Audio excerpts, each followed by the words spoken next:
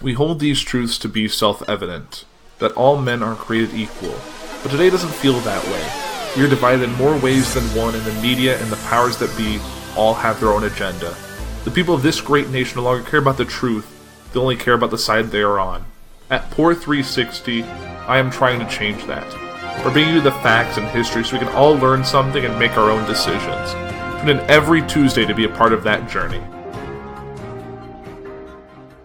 The following is a journey into comics. Journey into comics. It's a journey into comics. Journey into comics. Journey into comics. Journey into comics. Network. Production. And here we go.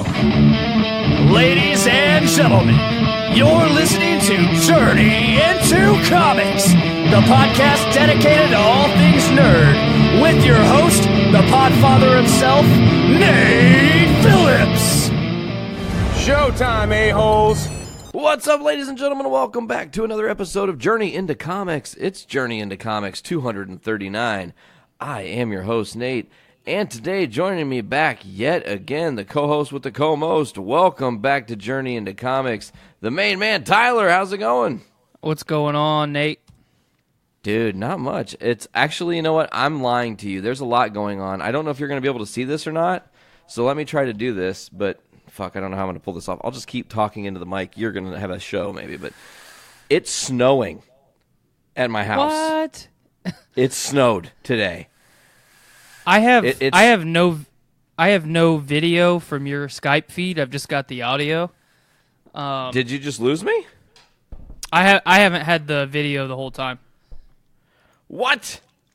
Is it on now? No. What? Fucking podcast, you guys. Skype hoeing us. I can't even pull your little box guy up. No, I don't want to quit Skype and cancel the call. What? You there? Yeah, I'm still here. Oh, no, I can't find you. You disappeared on my screen. I'm freaking out, guys. Oh, there you are. Okay, you're kind of there. Why can't I make this bigger? No, I don't want to share the fucking screen. Okay, cool, I have you. But now it says that I'm still screen sharing. What the fuck? Or are you screen sharing? I don't You're think so. screen sharing, bro. That's why. Oh, you're showing me what you're seeing. That's weird. How do I stop doing that? I don't know. We're going to try to figure it out. Let me know. Do There, you have me okay. yet? Oh, I got you now. Yay! Okay, so We now that we... We're exactly 2 minutes into the podcast, and we've averted disaster and triumphed over technical difficulties. And also gone off the rails all at once. Like I said, I don't know how much of that you can see, but it's a fucking winter wonderland. Jesus. In Podland, man. It's just raining here, so I can't complain too much. But if it was snowing outside right now, I'd probably have an aneurysm. Yeah, please don't have an aneurysm. I do not endorse aneurysms on this network. Jesus. I was outside so long yesterday, I legitimately got sunburnt. So whoa, that's a good feeling for me. Bring on the sunburn, because I'm tired of being stuck inside. Seasonal depression's a bitch, man. I hate the winter. Yes. It makes me hate everything. It makes my mood down. Like, it's weird though, because today, like, I woke up and I was like, oh, it's raining. Fuck yeah, it's raining. Cool. Because I was just hearing the rain, and then I actually got up and I looked. And I thought I was in a fucking nightmare. I went right back to bed. I was like, I'm just going to go to sleep and hope this is a dream. I'll wake up a little bit later. There'll be sun on the sidewalks, and everything will be glorious. Nope. It's still here. Bullshit. Anyways, so what's good in your world, man? It's not snowing there. That's good. Yes.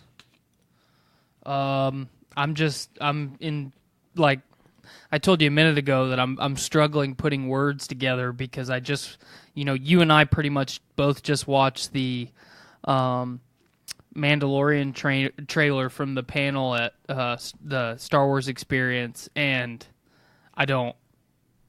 I'm so happy and excited and emotional. Like I'm struggling to talk. Dude, there's at least to form coherent sentences. Okay, so I'm going to try to guide you on this one a little bit because, see, this weekend in Chicago is Star Wars Celebration. They've been doing all kinds of panels, having all kinds of surprises. They literally said every day we've got something for you. Fucking Friday, they dropped the new trailer for the Episode 9, which we're going to talk about with title in a minute and reveal that a little bit later in the episode. They dropped on Saturday was the Mandalorian stuff, or was Fallen Order Saturday and today was Mandalorian? I can't. It was something like that. Yesterday was Fallen Order. Today was Mandalorian.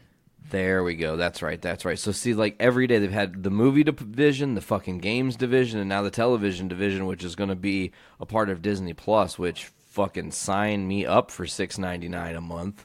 Right. Cancel Netflix. Get Disney Plus. Well, I think it's a no-brainer.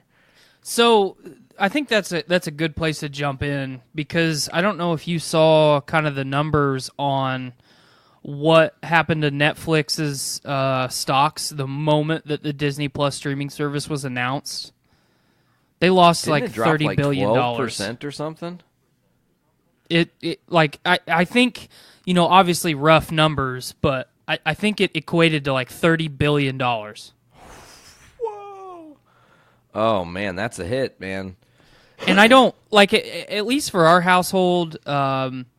We recently canceled cable. I'm a big scream it from the rooftops. Really digging YouTube TV. Big fan of that. I get Hulu for free because I'm a T-Mobile customer, or not T-Mobile. I pay for Spotify Premium, so I get Hulu for free. Does that come with premium Hulu or just basic Hulu? No, it's just basic Hulu. So you have to suffer through commercials. Yeah, but they're really not that often, and it's not something that like YouTube TV. I think I can pay more to get it ad free, but the commercials are so few and far between, and they're so short that why would I pay $10 to $15 extra a month just to remove 30 seconds a program? And the nice thing is, and I've never had Hulu without ads, so I can't say, or I don't really even watch Hulu to be honest with you, but like the moment it starts, it tells you how many ads there's going to be and how long it's going to last, and they're not normally any more than 30 seconds. So, oh, that's not bad. It's not like when I was watching cable TV and I had 10 to 15 minutes of continuous commercials. Five OxyClean commercials in a row showing me an identical commercial at the same time, basically. But I think, at least for our household, we're not going to cancel Netflix because, at least for Skylar and I, we've been so impressed with kind of the in-house Netflix stuff, the Netflix original stuff they've been doing the last 12 to 18 months. And there's a lot of, how do I want to say it? There's a lot of people with IP that Netflix has reached out to, and they're like, well, we've been waiting for the right people to basically bring our material to life, and I think Netflix has done that and will continue to do that for a lot of artists. So I'm not going to turn my back on Netflix because I've been with Netflix since the mail me a DVD a month generation. Hell yeah. But I can tell you for a fact that in November, when it's November, right, when Disney drops? I think it's like November 12th, yeah. Yeah, when that drops, we will have it day one. I will cancel my free Hulu with Spotify and do whatever package they can do that couples Disney Plus and Hulu together. You know what's going to happen, man? I mean, come on. They own fucking Hulu. I saw an article a couple days ago, and I wish I could find it. I looked for it for a little bit, but it said flat out that when Disney Plus drops in November, there will be packages with Disney Plus, ESPN Plus, and Hulu together, and in any variation of those, where it's just Disney Plus, ESPN Plus, just ESPN Plus, and Hulu. Apparently, they have a lot of different combinations that you can kind of customize it to how you want it, and I think that's incredible. It's fucking bitching, man. And did you hear all the shit that's gonna be on Disney Plus? So, I was reading an article yesterday or the day before, and the Disney execs were being really, really modest about it. Like, yeah, we're only having 500 movies at launch, and that was like the first or second paragraph of the article when they were really trying to break it down and still be as vague as they possibly could. Because I think they have a lot of tricks up their sleeves still. But there will be 500 movies and like 300 different TV shows. And I was like, okay, Disney, I see you being modest with your 500 movies, because if I could find the article, I could give you the exact numbers for comparison. But when Netflix streaming debuted, they had a much larger catalog, and in my mind, it's like, why would you not hype up the fact that you have 500 of the greatest movies of all time? Yeah, it's not just 500 movies here, Disney. Yeah, it's not. I mean, it's not 450 B movies and then the best 50 movies that have ever come out of the studio. This is basically the cream of the crop 500 movies out of the Disney vault. So I don't, mean, dude, Alien's going to be streaming on that. Right. Predator's going to be streaming on that. Mm-hmm. Alien versus Predator is going to stream on that. Now that's Avatar, the which I don't really get down with Avatar, but I'm just going to use that as an example of another big movie that they have in their fucking pocket now. I think when we finish the Avatar kind of cinematic universe, that's how I'm going to label it right now, because I don't have a better way to say it. Sure, I think the ACU. Yes, I think I'm gonna convert you to a fan of Avatar, but that's for another day. I have the movie on Blu-ray. I fucking watched it in theaters like 6 goddamn times because everybody was like, "We gotta go see Avatar." I just don't remember what even that movie was about. That's the sad thing. Dances with Wolves with blue aliens. Yeah, I think you said that to me at LaffyCon last year. That's what I mean. exactly Seriously, that. If you put Dances with Wolves up on one screen and Avatar up on the other screen, they have almost identical runtimes and the plot is identical. Oh shit. But Dances with Wolves is one of the greatest films of all time. So wait a minute. I've heard the same argument though that it was Pocahontas though. It could be that Avatar. too. Yeah, I mean it's they're all basically the same plot. God damn it. Goddamn movies making the same movie over and over and over again, recycling. But it works. People buy in. People are all about it. It's crazy to think, though, you look at their library and they're going to have like the entirety of the MCU day one. You can stream all the MCU. Boom, right there at your fingertips. You can fucking stream the entire Star Wars saga with Solo, with Rogue One, with Clone Wars, and all the other TV shows, Rebels, and fucking everything in between there, man. Massive, expansive. What kind of a wait time do you think there's going to be from, let's say, preview night of the theater until something eventually or inevitably ends up on the Disney streaming service? Oh, like how many months from the time we see something on a premiere night to the time we see it dropping? Well, I can give you an exact.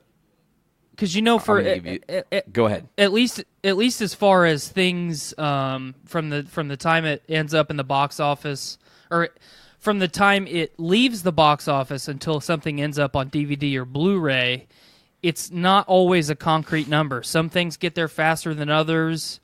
Some things might take an excessive amount of time to get from one to the other, and I've never really quite figured that out. I don't know if it's to extend box office runs or what really the science behind that is, but I'm curious to see what you have to say. So I think I can actually answer a little bit of your question about the time that it takes to carry over, how long it stays in theaters and stuff, and it is very much to do with box office numbers. I mean, imagine we're going to just talk about Endgame a lot today, so we'll just use this as the example.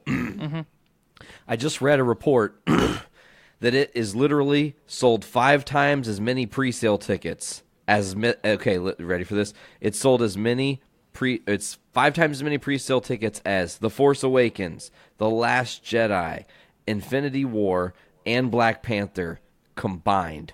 5 times Jesus. over. Okay, so that movie's probably going to have a really long summer into you're going to be watching Spider-Man Far From Home and being able to see it right after you go and see Endgame still in July. I guarantee it. There's no question. I was going to say, you honestly think it'll have that long of a box office run? The end of April, 1st of May, so you're going to have the entire month of May to cover. Spread. There's not really anything in May coming out that's going to dethrone Endgame.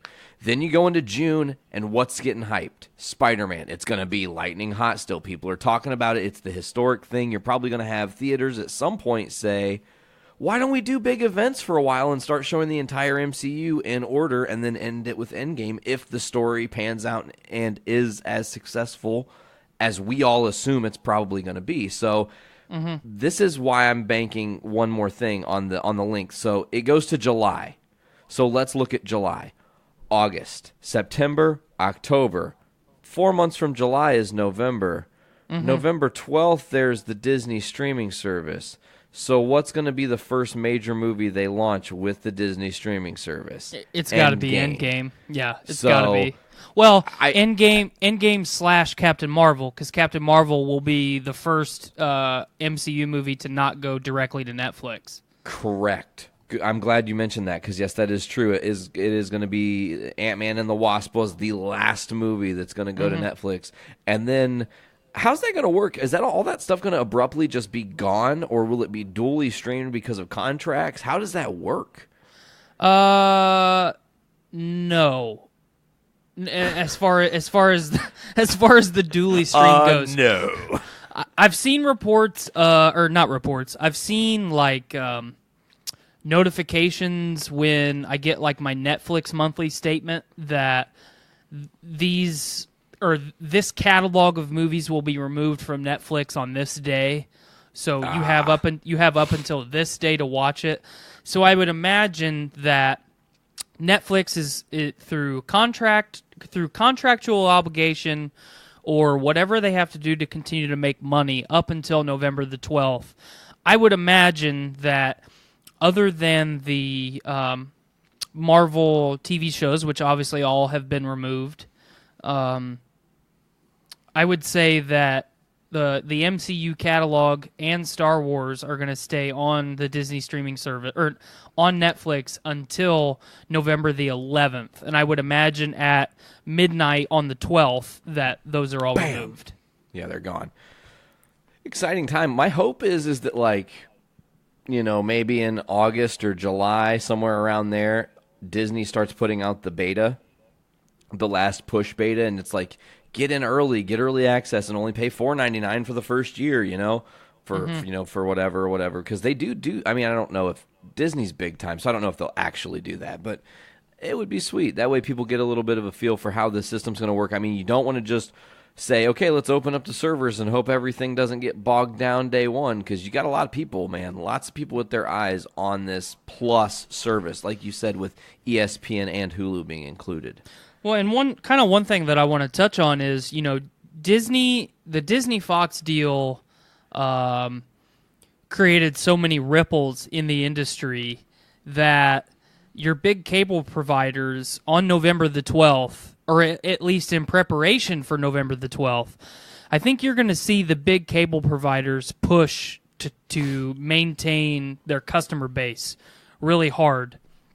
You know, I've told the story on the last couple podcasts that I've done about what lengths Comcast was willing to go to maintain my business, and it was lowering my bill $3.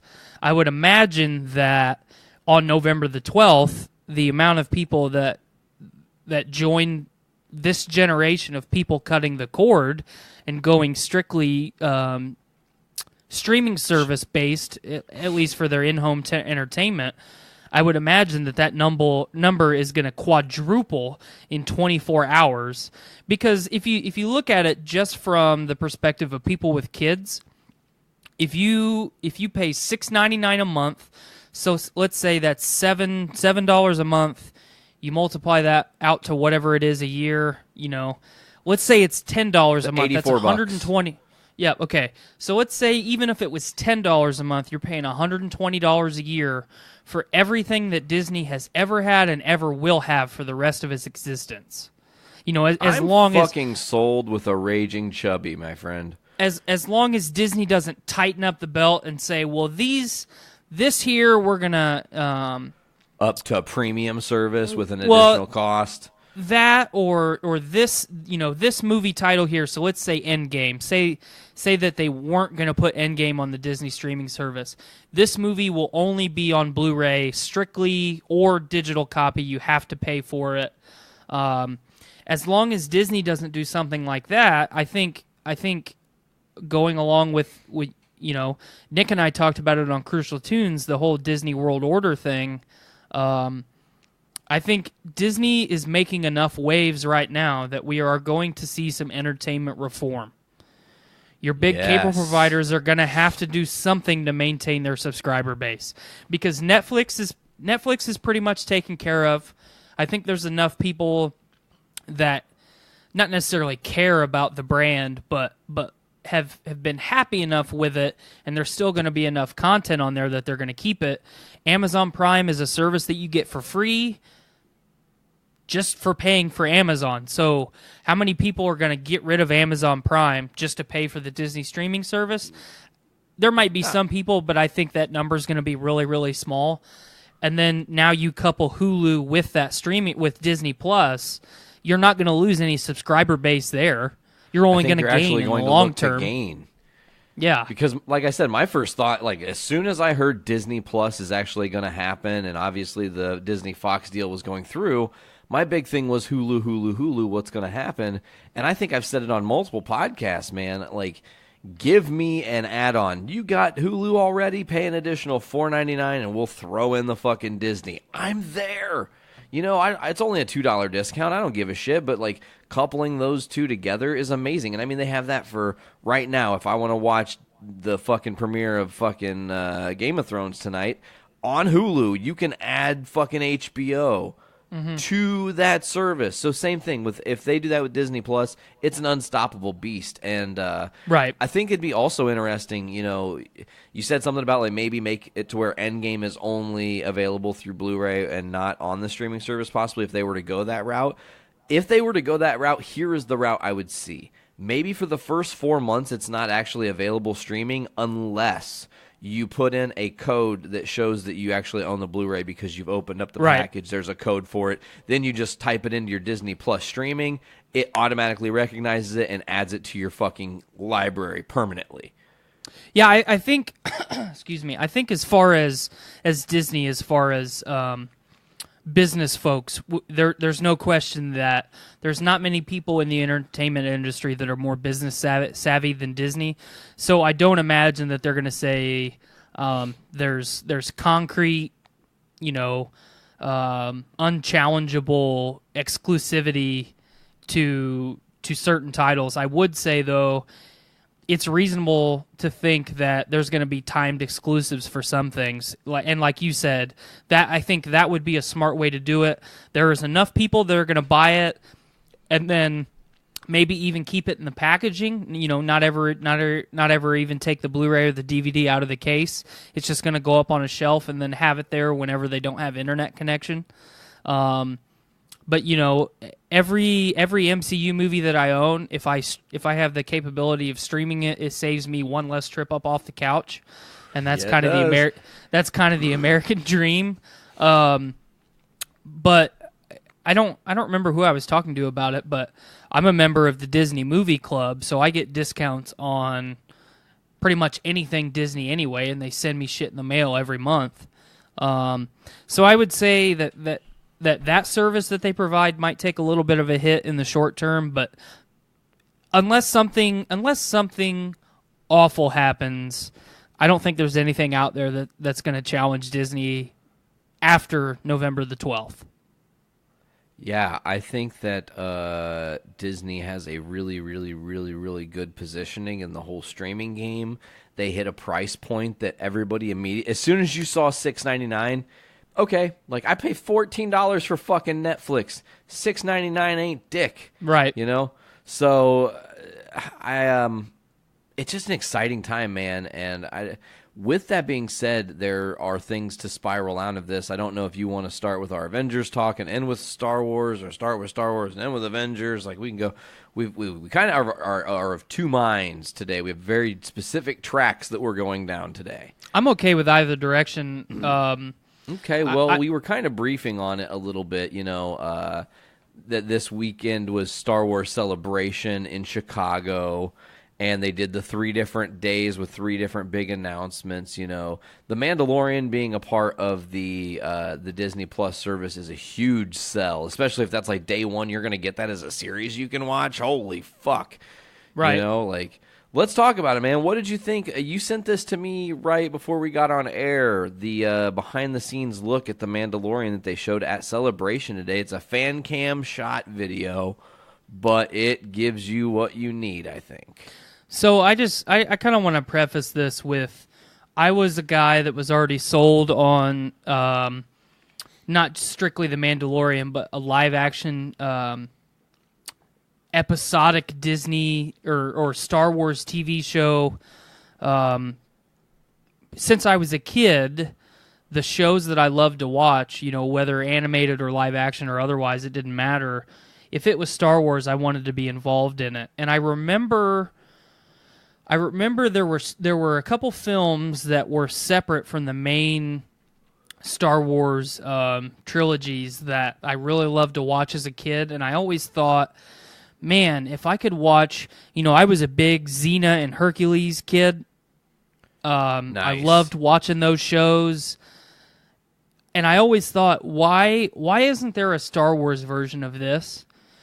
And I still maintain that same opinion that there is an infinite amount of stories that you can tell in the Star Wars universe. It doesn't all have to be Jedi and Sith and the Rebellion and the Empire. I mean, you go through just Disney's canon library, there's an infinite amount of stories there, and then when you get into the expanded universe, a lot of the stuff that they cut when they kind of rebooted Star Wars with the Force Awakens with the Disney acquisition, you could literally write a new script for an entire different saga every day if you wanted to, about different characters, and there's no shortage of characters that you can create, and you can modify and adjust based on political and social climates. You can do anything that you want to. But as you can see from the shirt that I'm wearing right now, there's a very iconic helmet on that shirt, and the moment that I saw Star Wars show, I was sold. The moment I saw the title for that show, I just about passed out, because I'm about the biggest Boba Fett fan that you can imagine. It's just one of the coolest characters, and not just character, but warrior race and the armor. It kind of harkens back to medieval knights, and then you paint them in the light that they're outlaws, and I'm sold on every level. So I was just trying to get prepared for the show that we're doing right now, and I was scrolling through Facebook, and I saw that. And normally when I see something shot from a fan's perspective, I ignore it, because I want to see. Let's rewind a little bit. The real deal. Let's rewind a little bit. Sure. The only thing that I'm not a fan of with Star Wars Celebration now, can you guess what it is? That you don't necessarily get in to see the fucking thing unless you win a lottery. Okay, so that's part of it. But, okay, sure. But when I was a kid, Star Wars Celebration was in Indianapolis. It was in Indianapolis for a long time. And then it went to Florida for a few years, and now it's in Chicago. And it got to the point where I got so upset that I couldn't go to Florida to go to Star Wars Experience or Star Wars Celebration that I just quit trying to go. And then I didn't realize that it was in Chicago this year until like last week. Oh no. So I probably would have tried to secure tickets, or at least trek up there in some fashion. But so I saw the trailer, or not the trailer. I saw the footage, and initially I thought it was just going to be footage of the panel after the trailer. But But the moment that trailer opens up, it is iconic scenery after scenery after scenery. It's just you could break that down, freeze frame it. It's a jizz fest. Frame by frame, and there's not one section of it that I'm not like, yep, excited about that. And then And then they were talking to the directors and shit, and like Favreau's all hyped about it, and I'm like, yes, these guys got the tone. They want it. And not only that, but after you and I had both watched it, I tagged you in a little like 10-second clip of IG-88 just going on a rampage. We didn't even see that in the trailer, and now I'm even more excited. Dude, I am hyped for The Mandalorian. Pedro Pascal is amazing, by the way. I'm a big fan. As we record this, today is the start of the finale of the final season of Game of Thrones. So tomorrow, as people are listening to this, they're probably like, hopefully Nate didn't spoil Game of Thrones for me. I'm not going to, because we didn't watch it. It hasn't happened yet. Yep. But anyways, Pedro Pascal's excitement to be the Mandalorian and to be in this role, I think, really also sold me on how much I want to see it. He was jubilant to be in this. Like, he understands the weight of that helmet, I think, if that makes sense. Well, and I've seen some fans, just kind of scrolling through comments and reading on, forums and whatnot. I've seen fans kind of complaining about the armor and kind of how this character is painted up, and most of that is just fans being upset that we didn't get a Boba Fett TV show or a Jango Fett TV show. I'm so glad you're bringing this up. I think as a fan, we need to kind of move past that, because let's rewind a little bit, because you brought up Jon Favreau and all of the directors.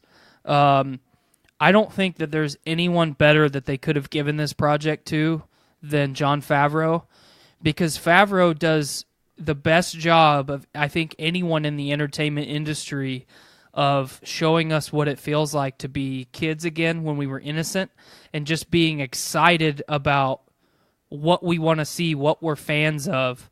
But then you throw in Taika Waititi directed one of the episodes. Giancarlo Esposito directed one of the episodes. Bryce Dallas Howard did one, I believe. So not only do you have Favreau and Favreau's innocence, I think that's how I'm going to label it. Sure. Making this an incredible project, but then he is so passionate about what he's doing.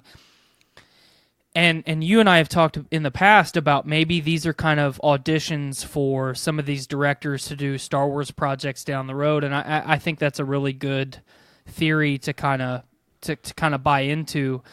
But he was the guy that said, you know what, I want other people to be involved in this besides me, and he handpicked his cast of directors and said, hey, here it is. This is kind of what I'm going with. Each one of you are going to do something different, and I'm totally okay with that. I'll only step in if I absolutely have to. And that's incredible. That's trust in a team, man, and that's a thing it's rare, but it is easy to find if you know who you're looking for. I think we have a pretty good team here at Journey into Comics Network, just to toot our own horn for a second. But, I want to mention, you brought up the armor, and it's very silver and shiny first season. Mm-hmm. Do you think it's going to be silver and shiny by the time we're done with the series?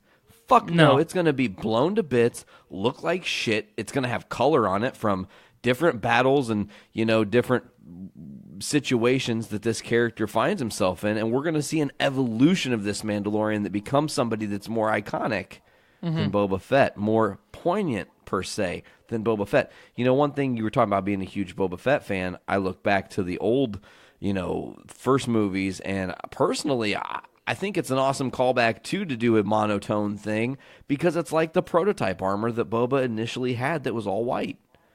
It's just in silver. You're talking about the holiday special stuff. No. So the holiday special is like the cartoon armor. But You're talking about prototype number 1, where they actually modeled the Stormtrooper armor off of what Boba Fett's armor was going to be.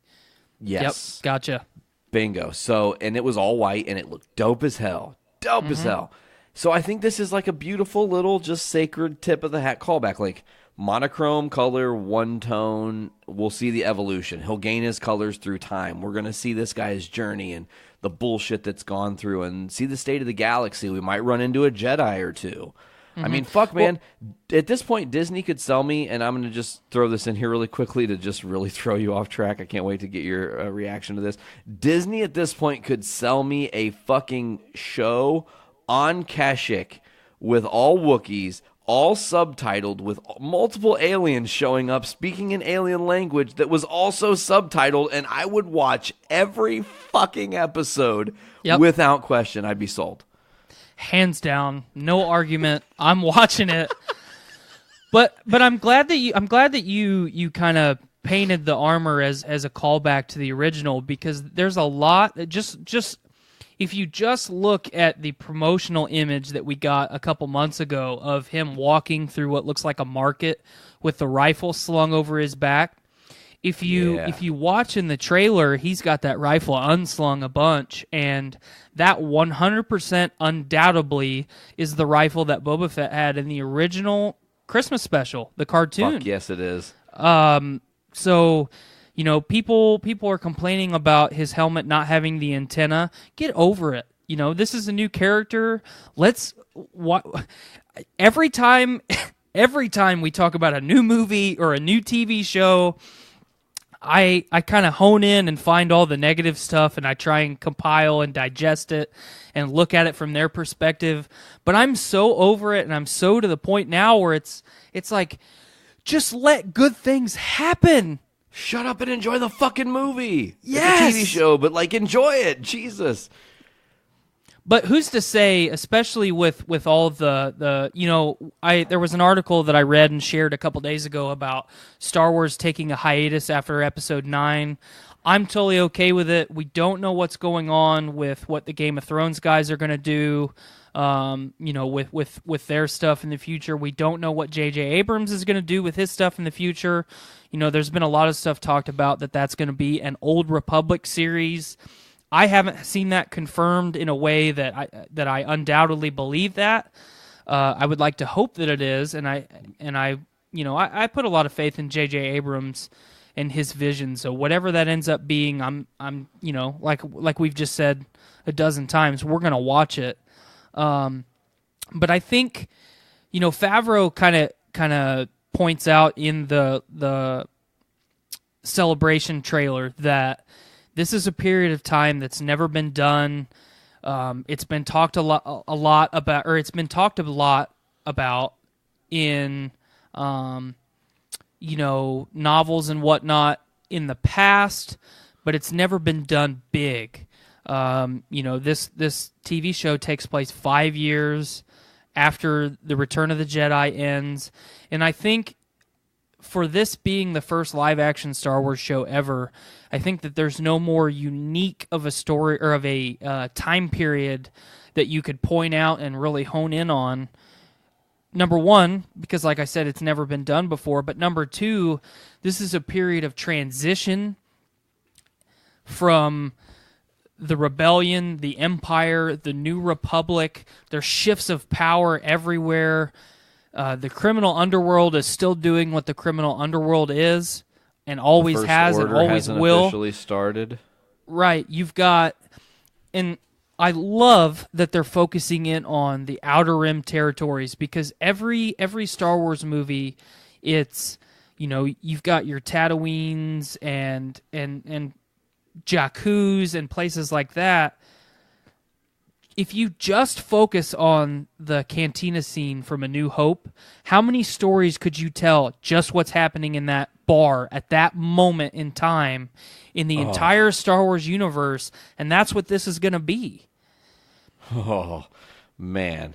It's going to be dope. I think that they nailed the tone, and I think the timing is right too, because we're getting this in November. If this does launch, I think it's supposed to launch with Disney Plus when it first drops. Yes, this will be when you open up Disney Plus on November the 12th. This will be the headline. This will be the first thing that you see besides the Disney Plus logo. Fucking A. So they're prepping for us to all be really invested in that story in anticipation for the episode 9, which we're going to talk about here soon. Mm-hmm. And maybe they're using, I don't know what you think about this. I don't know if they're going to do it like Netflix does it, where they release everything at once. Like, here's the full season all at once. Or if they're going to be like, Mandalorian, episode 1 is November 12th. Episode 2 is November 19th. Episode 3, whatever. And episodically drop them one by one. But they could be prepping us to, like, essentially be not so upset at how the saga ends. Mm-hmm. And I don't mean upset as, like, they fucked it up or they did it wrong, because I don't think that's the case. Just from the trailer we saw, which we're going to talk about, like, I don't think they're going to fuck it up. But, I think, though... Go ahead. But just what I pointed out a minute ago, Last Jedi syndrome is rampant among fans of the series. So, I mean, it's sad enough that they had to make an executive decision and say, hey, after this movie's done, whether you like it or not, we're going to go on a little bit of a hiatus to kind of refresh and kind of rethink and restructure what we're doing and get a break. For them to have to come out and say that officially, that goes to show that they are preparing for the worst, essentially. I think as a studio or as an organization, they are 100% prepared for episode 9 to fail. I think that they're planning for the best, they're preparing for the worst. But with the footage they showed, man, and like we can just like really jump into that unless you want to do the Fallen Order stuff first, because that's a little bit tangential at this point. We're right here with the episode 9 stuff. Before we jump into the episode 9, there is one quick thing that I just saw to come out of the current panel going on at Star Wars Celebration, and I wasn't aware of this. Sure. Star Wars: The Clone Wars is coming to Disney Plus for one more season. Oh shit! So this is the first that I have seen of this. I don't know if I've just brushed it off and ignored it, or just been totally out of it and not seen it. But to all you fans out there that I'm pointing out when I'm, I did a rant, a quick rant on Podcastrophe a couple weeks ago about just let it happen. Stop shitting on stuff before it exists. Just be fans. If you don't like it anymore, you don't have to like it anymore. But don't ruin it for everybody else.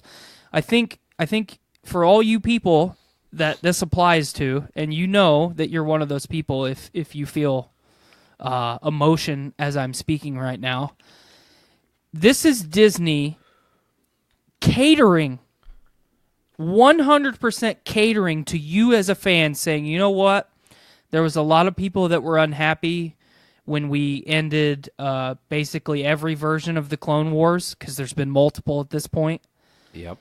This is us tipping the cap to you, saying, here's your, not our, here is your last hurrah, and hopefully you enjoy it. And fuck yeah, man. What more can you ask for? They're doing it for you. So I just want Disney Plus. It's for the fans, man. Hardcore. Mm-hmm. Like, that's the way to sell it. It's for us. This proves it. I just wanted to get that in there real quick before we started nerding about episode 9, because I don't want to tangent off of that one.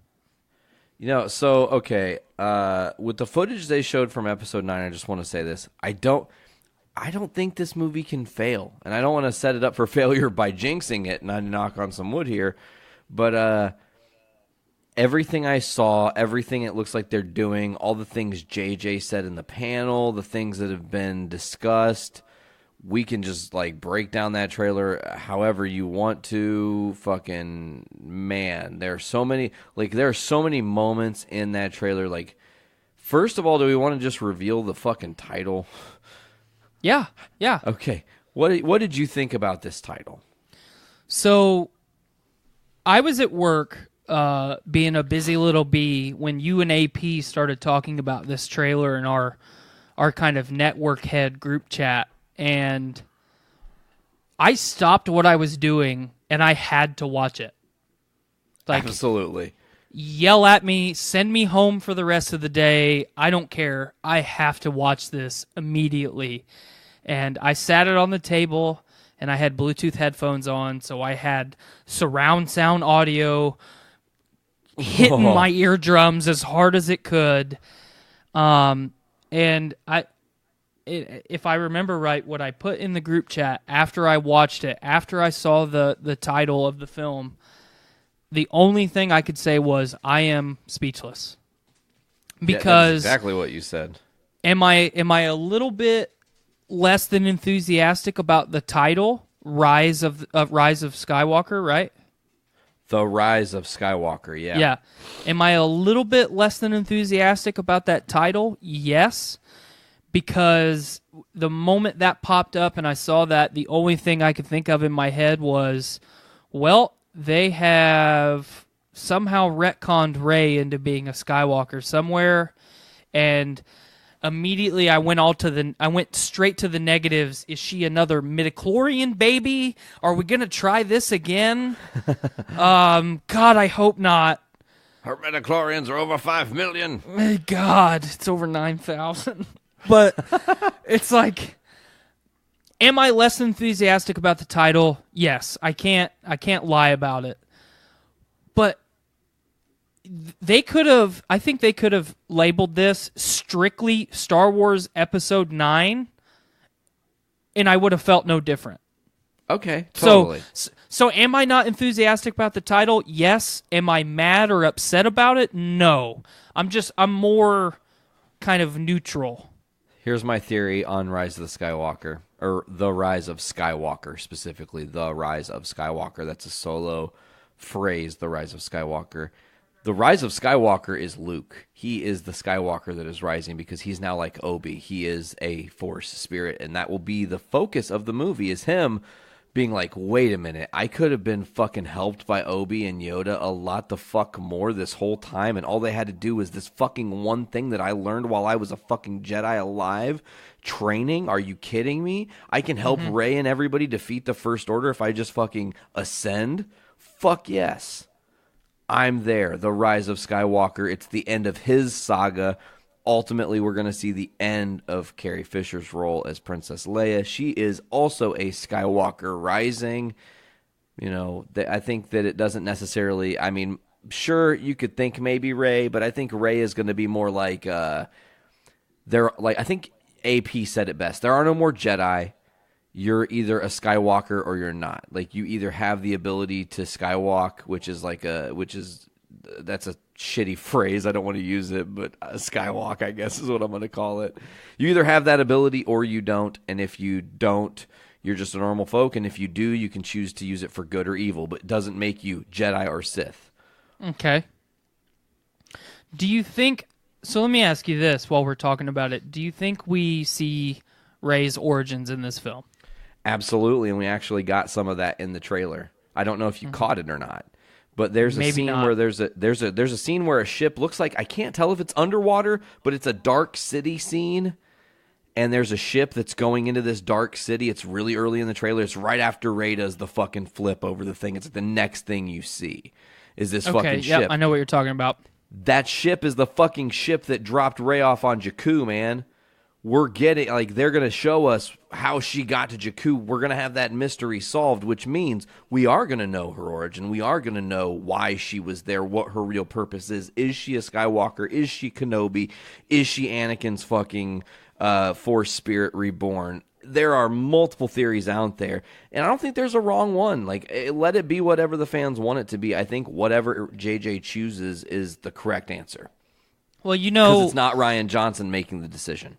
With all of the backlash that the studio got from Episode 8 and the direction that they took with Rey's origin in that film, or the lack of direction that they took in that film, I read a lot of articles the last 6 months that Abrams has had her origin planned since. Basically, that was one of the first things that he kind of concreted up and set down, you know. So I'm excited to see it. There was a lot of very, very unique shots in that film. You know, I got to be honest. When I first saw Rey standing in the desert, I was like, okay, do we have a little bit of like long distance communication again? I mean, what's going on here? And then you see the tie just screaming across the desert, and I was like, well, you got me. Sold. Fucking You sold. got me again. Is it cheesy to have a Jedi facing down a spaceship with a lightsaber? Absolutely. Is it so cool that I don't care at this point? Yes. Absolutely. And Yeah, you know what? I mean- It's so fucking Star Wars. It's like, as soon as I saw that, you know what my first thought was? What? The games. Force Unleashed. yeah. I was like, Yeah. oh my God, Star Killer vibes all over. Yep. You know, just having full control of your body acrobatically to be able to, I mean, come on. You're a Jedi. You should be able to jump as high as fuck. Use the Force to jump higher. Right. The fucking end, right? And you've seen it occasionally. I think Obi did it a little bit, and maybe even Qui-Gon Jinn did it all the way back in episode 1, pretty sure. But, like, Well, they did I don't know, the man. super speed, too. Yeah, so as far as shots in this trailer, there's one I want to address. You know, I'm pretty sure we're sitting on a forest moon at the end of this trailer. I was thinking the same thing. And that's a big old laser satellite dish from one star to Death Star 2, I should say. So, what the fuck? Why are we going to Endor? There's a lot of time that's passed. Why are we all of a sudden thinking that Endor is the smart place to go? That terrifies me. It literally scares me. Why are we going back? Will we see Ewoks? Holy fuck. Oh, you have to. Lando's I think you back. have to. But what if the Ewoks were decimated? Could have been. Yeah. I hate to be dark about it, but the First Order has not been kind, and there were still obviously rogue regimes of the Empire as it was falling. And that's where some of them might have survived if they could survive the crash of the Death Star and the explosion and all that shit. So Right. like maybe they got in escape pods before it all happened, or whether they got smart or whatever. So, you know, being on Endor is terrifying if that's actually where we ended up. You know, it was the first thought. I was like, oh no. And then I got to ask you, what do you think about that laugh at the end? Totally did not expect it. Out of fucking nowhere, it chilled me to the fucking core. I thought that at the end of Return of the Jedi, when the Emperor is flying down the reactor chute, that guy's done. You know, I mean, he is capital D Dunzo. We'll never see that guy again. And I'm a fan that really wanted to see the kind of behind the scenes for Snoke. I want some closure there, and I think that in this film, now that we've got the Emperor cackling at the end of the film or at the end of the trailer, and he is obviously, you know, still pulling the puppet strings, that we might get a little bit of that closure. I can't say one way or the other. I hope we do, because I It think also could be a massive swerve. could. I mean, just saying, what if it was like, you know, in a scene where Rey is having a vision a la Luke on Dagobah, right? And she sees the Emperor but doesn't really understand his purpose there, and that's kind of the catalyst for them going to Endor. Like, we need to find this guy. Maybe he does show up at the end. I don't know. I do want to point out that there's a very easy way that they could write the Emperor back into the franchise if they just did the clone story that they basically did in every major Star Wars book ever that followed the fall of the Empire. They just cloned him. Because they were trying to keep him alive, so his disciples just kept cloning his body and trying to make a perfect version of the Emperor. Yes. Plays into making him more mad and more crazy. I mean, Ian McDermott, is that his name? Is Yes. returning? Yeah, that's awesome. Shout out to him who played Emperor Palpatine and Chancellor Palpatine and Senator Palpatine in the prequels. He did not Sheev. play. I don't. The dude that played the Emperor originally is dead, right? Like, Yes. there's no way that dude's still alive. He was No, I'm pretty sure he's passed. he was an old dude, yeah, for sure. But I got to ask you another question. Was it just me, or did Kylo Ren totally hit a fucking rock bottom out of nowhere? Like channeling his inner Dwayne The Rock Johnson? Yeah, he looks swole AF. No, but like he did the rock bottom. Like he threw that guy down in that scene. Like he was hitting him with the fucking rock. But he's got like the fucking lightsaber in his hand. He's like, ah, yes, just slams him down. Holy fuck. Kylo Ren is pissed. Oh, and then we also got to see Kylo like welding his helmet back together. Mm-hmm. Yeah, he's going full Vader on it again now that he's in control, which I think's cool. I mean, so let me rewind a little bit. Billy D. Williams looks fantastic. Hell yeah! I think at first I was a little bit like unsure. Yeah, just because he's had a lot of health problems, and I would hate to have an actor that's so iconic for a franchise. In Empire and Return, he's so important to both of those movies that I would feel bad if, due to the stress incurred from filming, Episode 9, Billy D. Williams has passed away. Yeah, that would be fucking awful. Knock on wood, that's not what I want to happen. But to see him in the seat of the Falcon again with Chewie, I mean that hits you right in the feels, especially now that Han is gone, Leia's gone. I mean it's just him and Chewie, and Luke's gone. It's just him and Chewie left. Solo was an amazing movie where they had a great bond in that movie and got to grow. Mm-hmm. So you get to have this exponential growth by the time we get to this point in that trailer. Like, there are so many moments, man, and questions, and you see, Poe and everybody. I mean, a new droid, which I guess is called Dio. Mm-hmm. So that's pretty cool.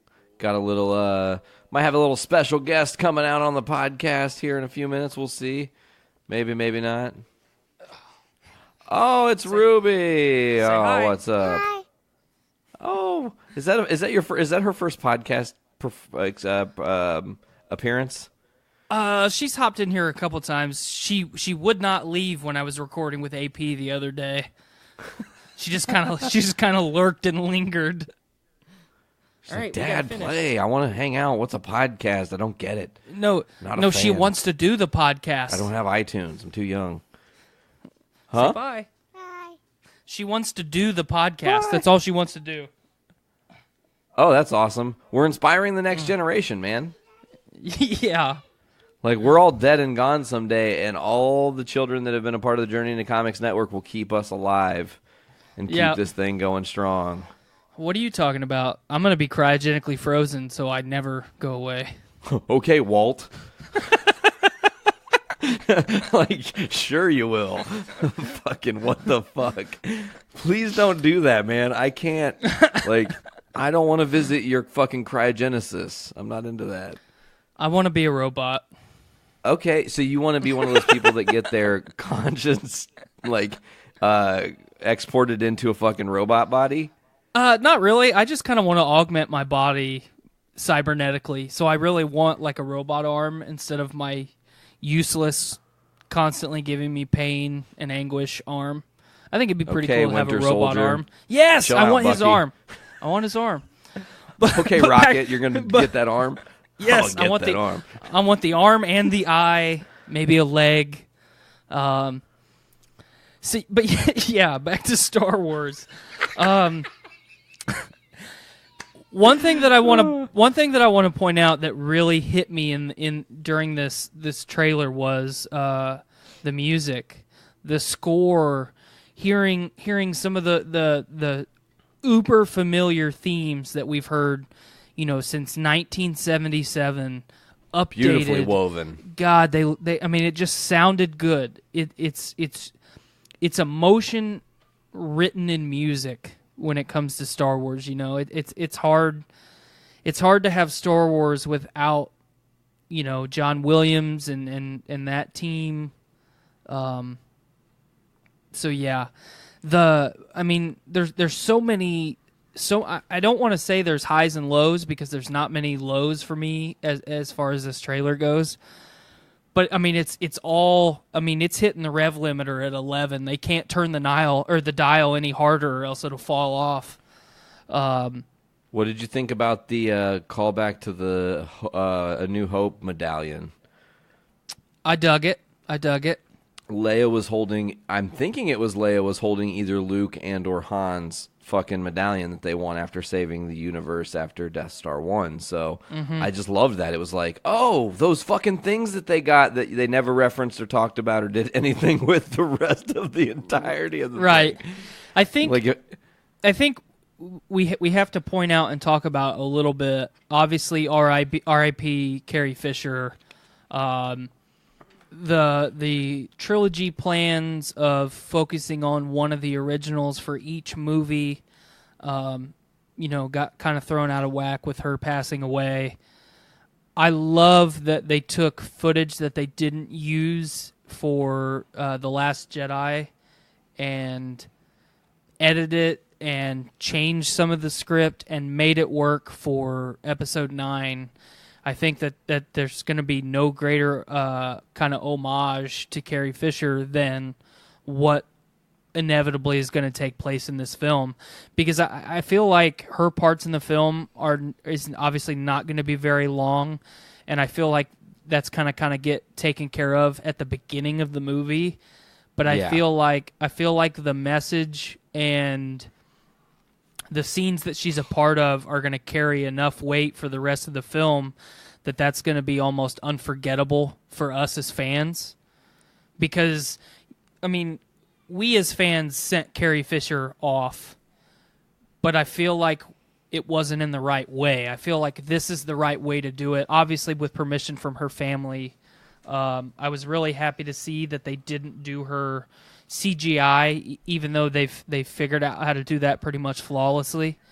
Oh yeah, and she even said herself, "Do me in CGI," because Leia is more important to the fans than she is to me. Keep that legacy going because of that. I mean, she was so selfless in that regard. But I agree with you.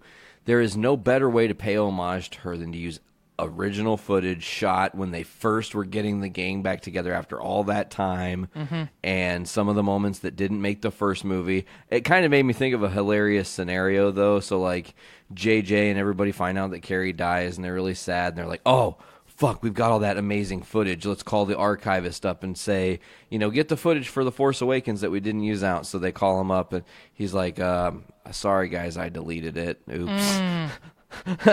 He's like, I fucked up, my bad. And they're like, no. And he's like, I'm just fucking with you. I totally still have it. Cheer up, motherfuckers. God, what a dick move that would be.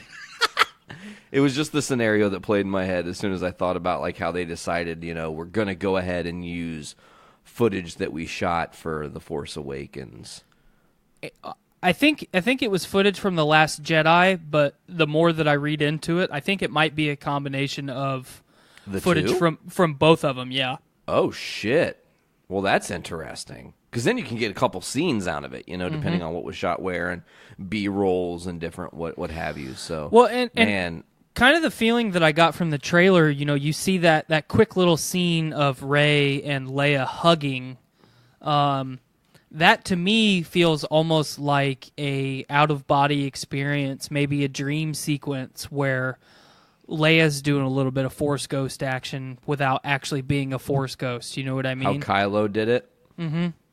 Visiting her, how Kylo did with the projection? Mm-hmm. Ooh. And I think that would be really cool. A lot of fans with The Last Jedi complained about the Force FaceTime. It was unique. It's never been done before in Star Wars. If you're that powerful in the Force, who's to say that it can't be done, So I was one of the fans that really enjoyed The Last Jedi. On my second and third watch, or on my home watch, I didn't care for it as much. But I think that was just because I didn't have the experience of seeing it with you and Brandon and Blaine. The crowd too. The crowd, and then I took my wife, Skylar, and I went and saw it together, and I got to see it with some of my other family. So, going to the movies is already an experience enough for me. But when I get to do it with the people that I care about, even if a movie is subpar, I'm enjoying the experience more than I actually am enjoying the movie. It elevates it. but I am nothing but optimistic and super hopeful and super hyped and stoked. I can't say it. I mean, I could say it a million other ways and it wouldn't carry any more weight. December, 20th? Is it the 20th? 19th? It's the 19th or 20th, but at the end of this month, we have the most ambitious film of all time. I think Endgame is finally going to be the one that knocks Titanic off of the pedestal. I really do. I think it's going to cross $1 billion first weekend. First weekend it crosses a B mark. I think there's no way that you can argue about it. Endgame's going to be the one to do it because nothing this big has ever been done. And we said that with Infinity War, but this is Infinity War to the umpteenth power. You can't. I mean, as far as a movie studio in this short amount of time with this much backstory and everything, I don't know if you can go any higher, further, or faster than where we're at right now with Endgame. And I don't great Captain as Marvel much as callback. Thank you. And I don't know any franchise other than Star Wars that will eventually be able to challenge what we've done or what's happening at the end of this month. So I'm really excited for December to get here to really kind of move on from the Marvel Cinematic Universe for a little bit, kind of decompress.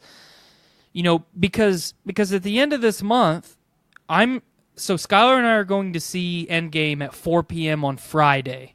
You're going to see it on... I can't talk to you at all until 9 p.m. on Friday. You're gonna see it. You're gonna see it on preview night. I'm gonna see it on Friday. I believe Blaine is also seeing it on Friday. So basically midnight on Friday, the 27th or the 26th, whatever actual day that is. That is the 26th. Open the motherfucking chat up is what you're saying, because it's going to be a free-for-all. I'm just going to be getting home from a show. Like, it's going to be great. Yeah, I mean, I feel like as fans, it is going to take all of us a long time to analyze what just happened. So, spoiler alert, I already talked to the girls about this because we were discussing Endgame, and we're going to dive probably right into that because it seems like we've segued there naturally. Mm-hmm. And I was like, look, I'm just going to be real. If we go to this movie on preview night Thursday and it fucking hits me and I need to digest it a second time, I will be returning to the theaters Friday morning, like a 10 a.m. showing immediately, just so I can have a second watch and digest it again before I talk to you guys, because you're absolutely on the fucking nose. There's going to be too much. There's going to be so many callbacks and references. I mean, I think we were probably 2 months out from watching Infinity War, where there were still theories and ideas and realities and things coming up people weren't expecting. So Endgame's going to be that, like you said, to the nth degree, man. And I think I said that it outsold all those other movies in pre-sale tickets. It's probably going to cross the $1 billion mark in the opening weekend. We got some new footage. Have you seen all the new footage they've released for Endgame, or do you like to stay kind of deflected and away from as much shit as possible? No, I don't mind seeing it. What I've had a problem with here recently is, especially on YouTube, I will go to watch the new footage, and when I go watch it, it's 15 minutes of all the other old footage compiled together, and then the new footage is sprinkled somewhere in there, and it's edited in a way that it's almost chronological, not on the release day of the footage, but where it might take place in the film. In the movie, yeah. Yeah, and that's bothering me. So every time I go and try and watch something, I have to watch something that I've already seen a dozen times, and if there is new footage, I haven't seen it if it's been in the last 24 or 48 hours. So there has been some new footage in the last 48 hours. So we had, in the past week since we last did JIC, there was new footage where they did the first look, and it's the scene where they're deciding what they're going to do, and they said Thanos used the stones again. Yes, okay, I've seen that one. We're gonna get the stones. We're gonna come together, and then Captain Marvel's like, that's what we're gonna do, and they're like, oh, and I love it. Rhodey's like, listen, new girl, we're all about that superhero life. Yep. But what makes you any different? And then very specifically, I want to bring this up because I did not catch this initially. And then I heard it, and then I want to talk about a theory that I brought up last week that then got confirmed by Reddit. So in that footage, Thor goes to stand toe-to-toe with Captain Marvel, And in the audio, I can't believe I didn't hear it before. I heard it on a third or fourth playback. You hear her whisper, "I have telepathy." It is clear as fucking day. She says, "I have telepathy."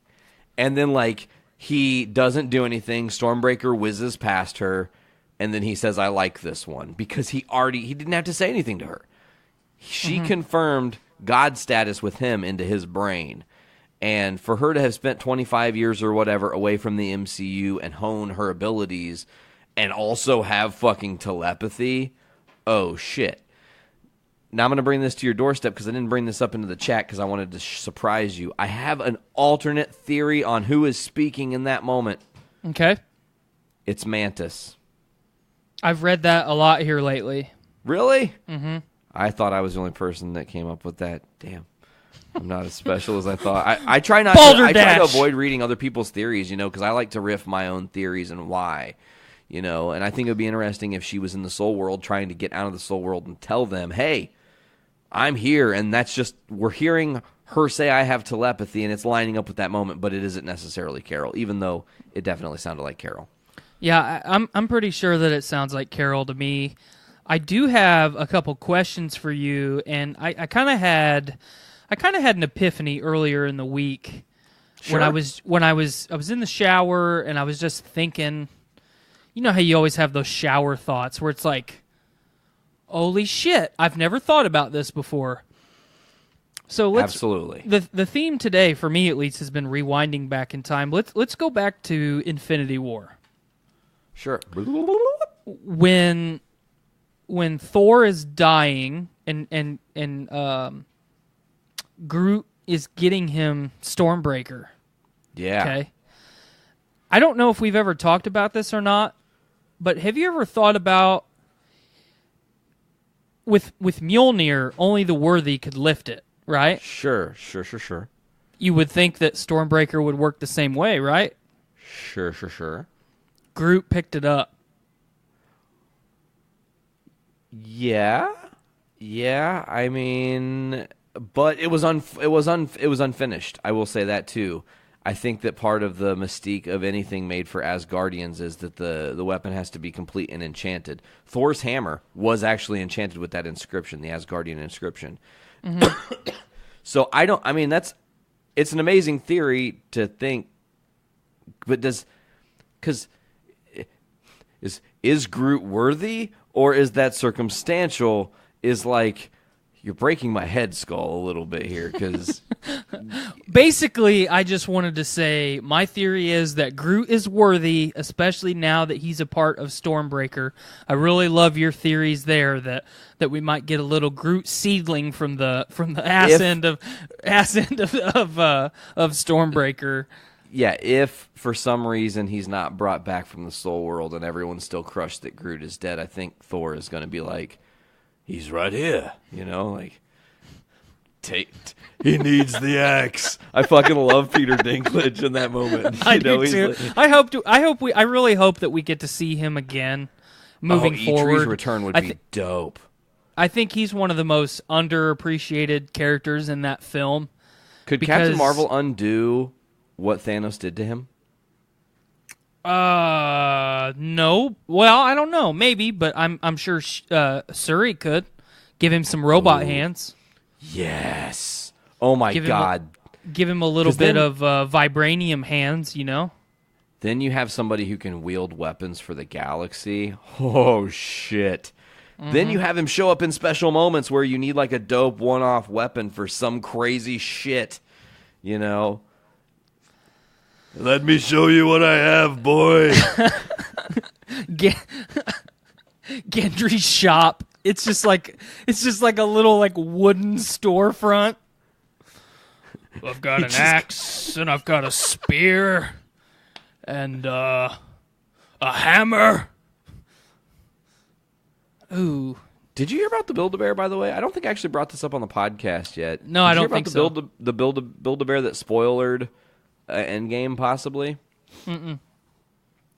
So there's a Thanos Build-A-Bear that's coming out. The audio for the Thanos Build-A-Bear was leaked. Go on.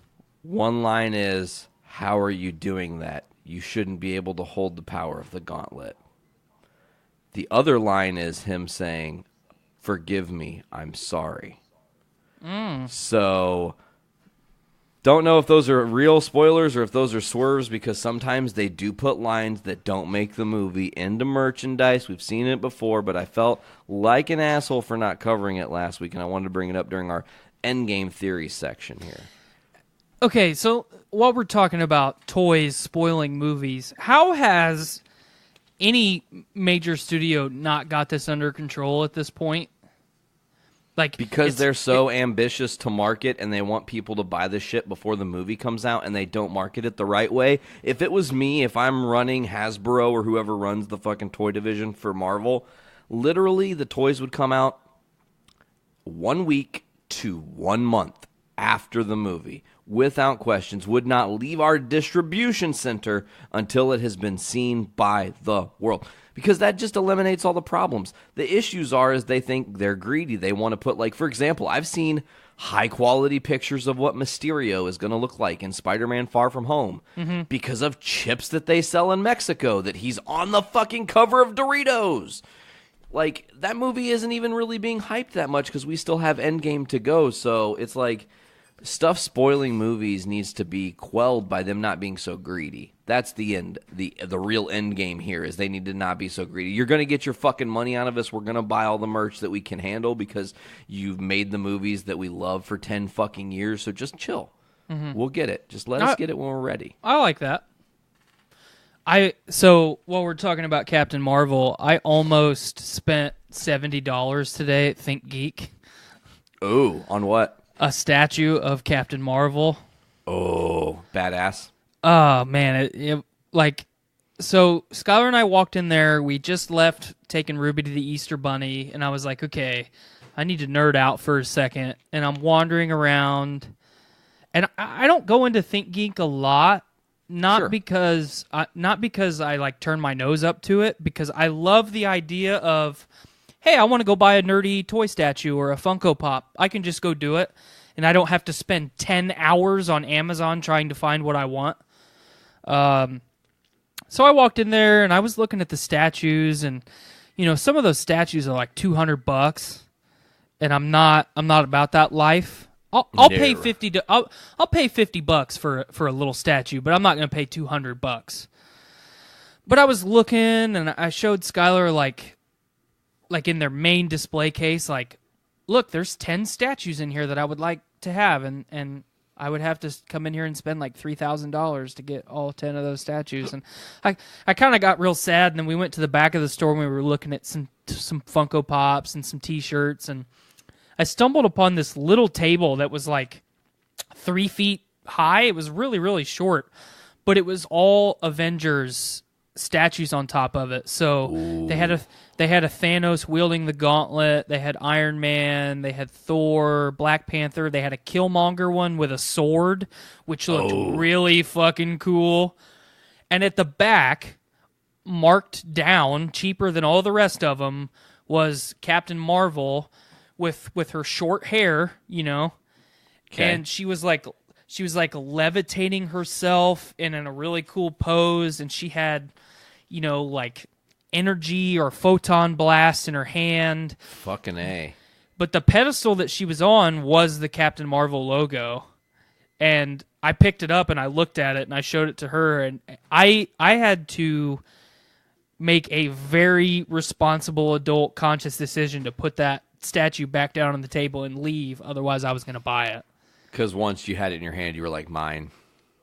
You felt the energy. Yeah, it was like I had the fucking Infinity Gauntlet in my hand. Well, now that I've got this, who can stop me now, No one. Yeah. But I mean, I don't really know where we want to go with Endgame next, but I have can a tell wallflower theory for you when you're ready for it. Okay, go ahead. So we know, and we've talked a lot about, there are a couple things we know we need, as fans, we need to recognize in this movie. If this movie is hinged on half the movie being told from the land of the living and half being told from the land of the quote-unquote lost, and us getting any footage of Doctor Strange or any of those people, Strange knows how to win. He literally said there's one path. He's already told Tony, we're in the Endgame now. We're on the path we need to be on. Here's proof in the pudding. So what if they're in the Soul World and Strange is like, I figured out how we're going to do it. This is how I saw it in the vision that we did it. It's going to require a sacrifice, though. And it's not from anybody that's in the Soul World. It's going to be from one of our living Avengers. One of them is going to have to make the ultimate sacrifice to stay here. So everybody in the Soul World knows that Captain America must die. Everyone has to come to terms with that, which creates some tension and some drama, and it creates a whole movie where at any moment the Soul World is going to undo itself. Cap's going to die. They're all going to come back, and the Avengers are going to be like, what the fuck just happened? You know, because they had a whole different plan to stop this. I think that's one thing that we're not considering is there are two different groups here that are going to have two totally different plans and how to get out of this. So there's two things that I want to bring up. The first, Please do. I'm gonna hijack your theory there. What if if everything needs to play out the way that you just said it for them to win and defeat Thanos? What if at the end, when we're tying everything up with a bow and Cap's got to be the one to stay behind, Tony takes his place and Tony's the one to do it? Ooh. Because Tony is Cap is willing to sacrifice it all at any given moment. Tony's been the only one that has been in the position to do it. Tony flew through the wormhole into space and said goodbye to everybody. Tony tried to carry a city in the sky on his back. True. And Tony challenged a Titan by himself. He's the only one other than Thor that gave him pause, and Tony just smiled at Cap. Tony wants Thanos out of his head. And I think ultimately everything that Cap and Tony have been through, I think everything that the Avengers have been through, and knowing that Cap would be there to keep everybody together in the end, I think Tony's ultimately going to be the one to make the sacrifice. So do you think, I want to know this question. Somebody on Reddit or somewhere said, what happens if one of these major character deaths is what kicks the movie off? Because much like how Loki died, unexpected, really set the tone for the darkness of this movie. What if this major character death that we all think is something we're going to have 3.5 hours to plan for happens very early on, first 20 minutes? Maybe Steve doesn't even make it out of fucking Avengers Tower, and he dies there, and then they go back in time to save Steve Rogers.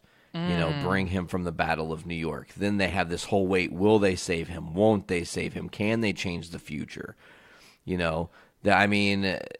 To set the tone like that, I think could really change Endgame. Again, just your audience has already suffered. We've already been through the snap, and people were really upset, and tears were really genuinely shed over these characters and the whole situation because no one expected that for Infinity War. I think that would be really tough for me if the whole movie. I'm okay with some time travel, but if you're doing the entire plot of nothing but time travel, that is an excuse that is an excuse not to write good material. In historically, if you watch a movie and all it does is time travel, they just don't want to take the time to write a good plot. And obviously, I'm being uber negative with this here right now, and I don't think that's how it's going to be. If Marvel's going to do time travel, they're going to do it right, and it's going to be good, and I don't have to worry about it. But my theory of how the movie's going to start is we see the snap from everyone else's perspective. We see Scott Lang's family go. We see we see Pym and Wasp go. We see all the people that everybody's looking for. We're going to see them go. Ooh, just like a, oh my God, dude. Do you know what that makes me think of? What if that's Stan Lee's cameo? His last one. Could be. Dusted. Oh, man. Talk about fucking kicking the fans in the dick. Think about emotionally, like how hard it would hit you if you saw Scott Lang's daughter say, "Mom, I don't know what's wrong with me," and then turn to dust. Oh, Cassie just disappears. Fucking all of the Barton family disappears right in front of Scott, or right in front of Clint's eyes. He is maybe at the dinner table or something. Oh, brutal. Yeah, like if the Russo brothers want to kick off Endgame the same way that they did Infinity War, I'm totally okay with that. But if you really want to kick some fans in the dick and make them and hit them right in the feels, you see the Bartons and Cassie Lang. You watch them get dusted, and that's gonna hit you, and that's gonna hit you hard. What if the opening sequence is actually Thanos getting the Power Stone before the events of Infinity War? I'm okay with that too. I think As you know what I'm teasing here, right? A little If they Nova do that- action. Oh, you goddamn right, man. Roman Day just gets the fuck off of Xandar. I don't know how exactly he gets off Xandar, if he's through a pod or something. He warp ships, ends up on Earth as just an unplanned accident, gives the power of Nova to Richard Rider, and then dies. And then we don't understand what Richard Rider's importance is at all. We don't see his evolution in the movie hardly at all. It just, when it's... Go ahead. Here would be a good way to do that, too. When the power exchange is happening, just dust him. Yes, right. As soon as the power exchange is over, that's the amount of time that it's taken for him to get to Earth. Oh, it's fucking perfect. Oh, that's a great fucking theory. Like the snap happens, and he, much like Nick Fury in Infinity War, you know, I think it's pretty much canonical that when he's telling what's her name? When he's telling her code red, call HQ. Hill, Maria Hill. Yes, thank you. When he's telling Maria to call HQ, he knows, he can feel in his body that something is wrong. He's gonna get dusted, and that's why when he sees her get dusted, it's like, oh, I gotta, where's the pager at? You know, but how satisfying would that be 5 years from now when we get the Nova movie? To get a little bit of footage from back in time, from Endgame, when you see him show up on Earth, or maybe he's been on Earth for a little bit, but he's got to know Richard Rider, and you know, maybe they're hanging out, and then he feels something wrong, and then he starts to get dusted, power exchange, and then he's gone. Oh man! And then Nova shows up at the end of Endgame to fuck everyone up.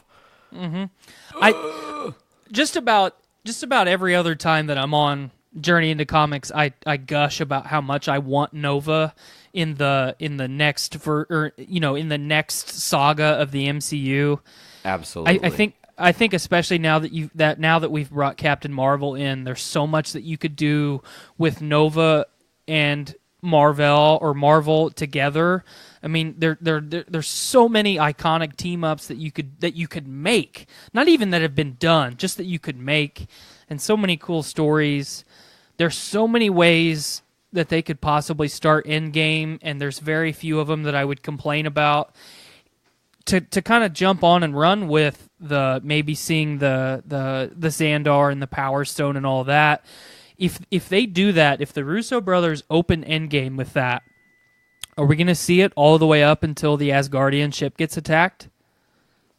Well, maybe, because we could actually get a jump to, say, Valkyrie and Korg making their decision to get off the ship because Thor has said, shit is coming, hurry. Well, Gather and half. not even that, too, though.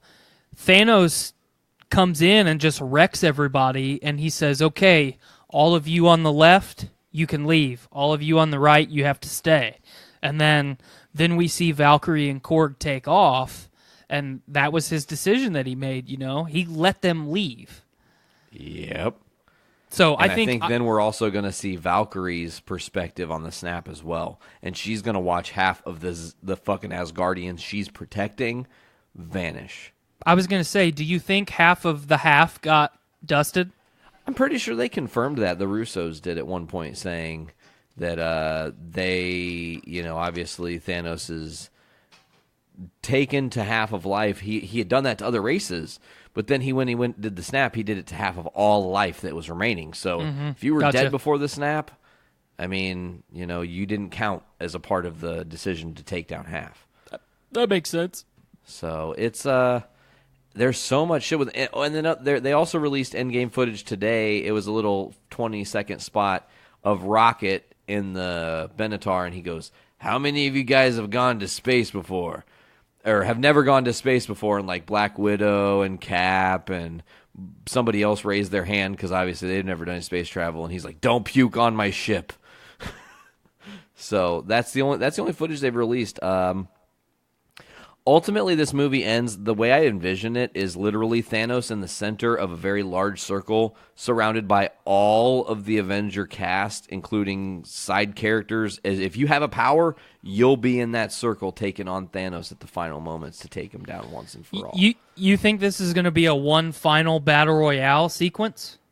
Yeah, I think it's going to be akin to kind of how they did with Age of Ultron. Think about the circle scene around the church, but to a much larger scale. And that's actually a great way to call back too. Is like, look, it's a similar fight to how we had to fight Ultron. We got to take there. They're going to be in Thanos's. They're going to be flip flopping Thanos. I guess is how I want to say that, because Thanos will be the monkey in the middle, and they'll be going to attack him. But they'll use like, hey, remember how Ultron attacked us and it was really difficult? We got to take him from all sides. Let's do it. God, that's going to be so incredible. Yeah. And I mean, think about Wasp returning and being a part of the Avengers officially. And, do you think officially Rocket Raccoon is the first crossover. He is the first Avenger and Guardian of the Galaxy to exist. Yep. Well, you're asking, did I think? Nebula also, right? Oh, shit. Yeah, Nebula, is she really a Guardian of the Galaxy, though? Because she's been friends. She was a dick in the first movie. She was not a part of their team. And in the second movie, she also was a bit of a dick trying to kill Gamora. but she was a part of the team, at the though. end. I was going to say, do you think we see Hank Pym in an Ant-Man suit? Ooh, teaming up with Wasp and Scott Lang against Thanos? I do. Or he'll do something like he'll do a callback to Yellow Jacket or Giant Man. He'll do a different suit and be big instead of little, as a way to have some variety of the screen. You don't want to have two Ant-Mans running around because it's the same. Do we see OG Wasp also? Yeah, I think so. I think we're going to see Janet kick a lot of fucking ass. Oh my God, I'm so fucking... I can't do anything but smile right now. I know, you're glowing like a little schoolboy. You're like, Michelle God. Pfeiffer was my first crush. But it's like, I mean, if you bring in all these other characters that were somewhat involved, and then you let them team up with their people, so you've got basically the Ant-Man crew doing their thing. You've got the Strange crew doing their thing. Wong's gonna be packing some heat. Oh yeah, he's gonna be slinging that magic. Yeah. Oh yeah. Him and Strange doing their thing. And I think, do you think all of this takes place while Thanos still has the gauntlet? Yeah, and you just gave me a theory. You're literally speaking thoughts into my brain. I don't know how you just did that. Lay it on me. So, I initially said, Doctor Strange is going to say this person has to die, XYZ or whatever. So, what if alternately he just astral projected himself to Wong to give Wong the rundown of what needs to be done in order to ensure survival at this point, now that it's out of his hands? And then Wong is basically his conduit to the living people. Exactly. Yeah, he's the middleman between the spirit world and not. And that way they can kind of communicate too and say, well, what's going on down there? Well, we don't know. There's this fucking giant cocoon that's starting to open. I'm not sure what's happening. And then this golden being comes out of the fucking giant cocoon and Adam Warlock is here. And he is the bad guy inside the soul world for a minute because he doesn't understand. He's literally being birthed to life. He's just experiencing all this at once. So they have to hey, whoa, we're on the same page. We need your help, guy. Let's do this instead. You know, And you think that's how they introduce Adam Warlock before Possibly. Guardians 3? yeah, because you need to, and then you can set him up to have a bigger role, whether it be good guy or bad guy. Maybe he runs off and doesn't have any part in this. Maybe he is too cowardice to face Thanos because he doesn't know any better. You know. Mm-hmm. So That makes sense. There's like Or- 1,000 theories I have. Or he takes the get off my lawn, get out of my soul world, you know, and he helps just to get them out of there, you know. Get out my soul world, kids. Yeah.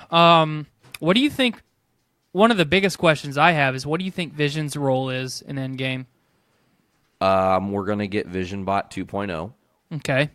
Shuri is not actually dead. She's going to be missing, quote unquote, because she's going to be in hiding because she knows she's an asset of Wakanda, being that she's technically the next Black Panther. She doesn't want the role of Black Panther because she believes somewhere in her heart that she can bring her brother back. Why anoint herself as the Black Panther? Better for her to also go missing. It's funny to note, she said, Letitia Wright, I think is the girl that plays her, said that she was not dusted. So she said that she wasn't dusted. The Russos have confirmed Shuri's not dusted. We saw, however, in the first trailer, she's missing. Doesn't mean she's dusted. So maybe she's working on the Vision Bot 2.0.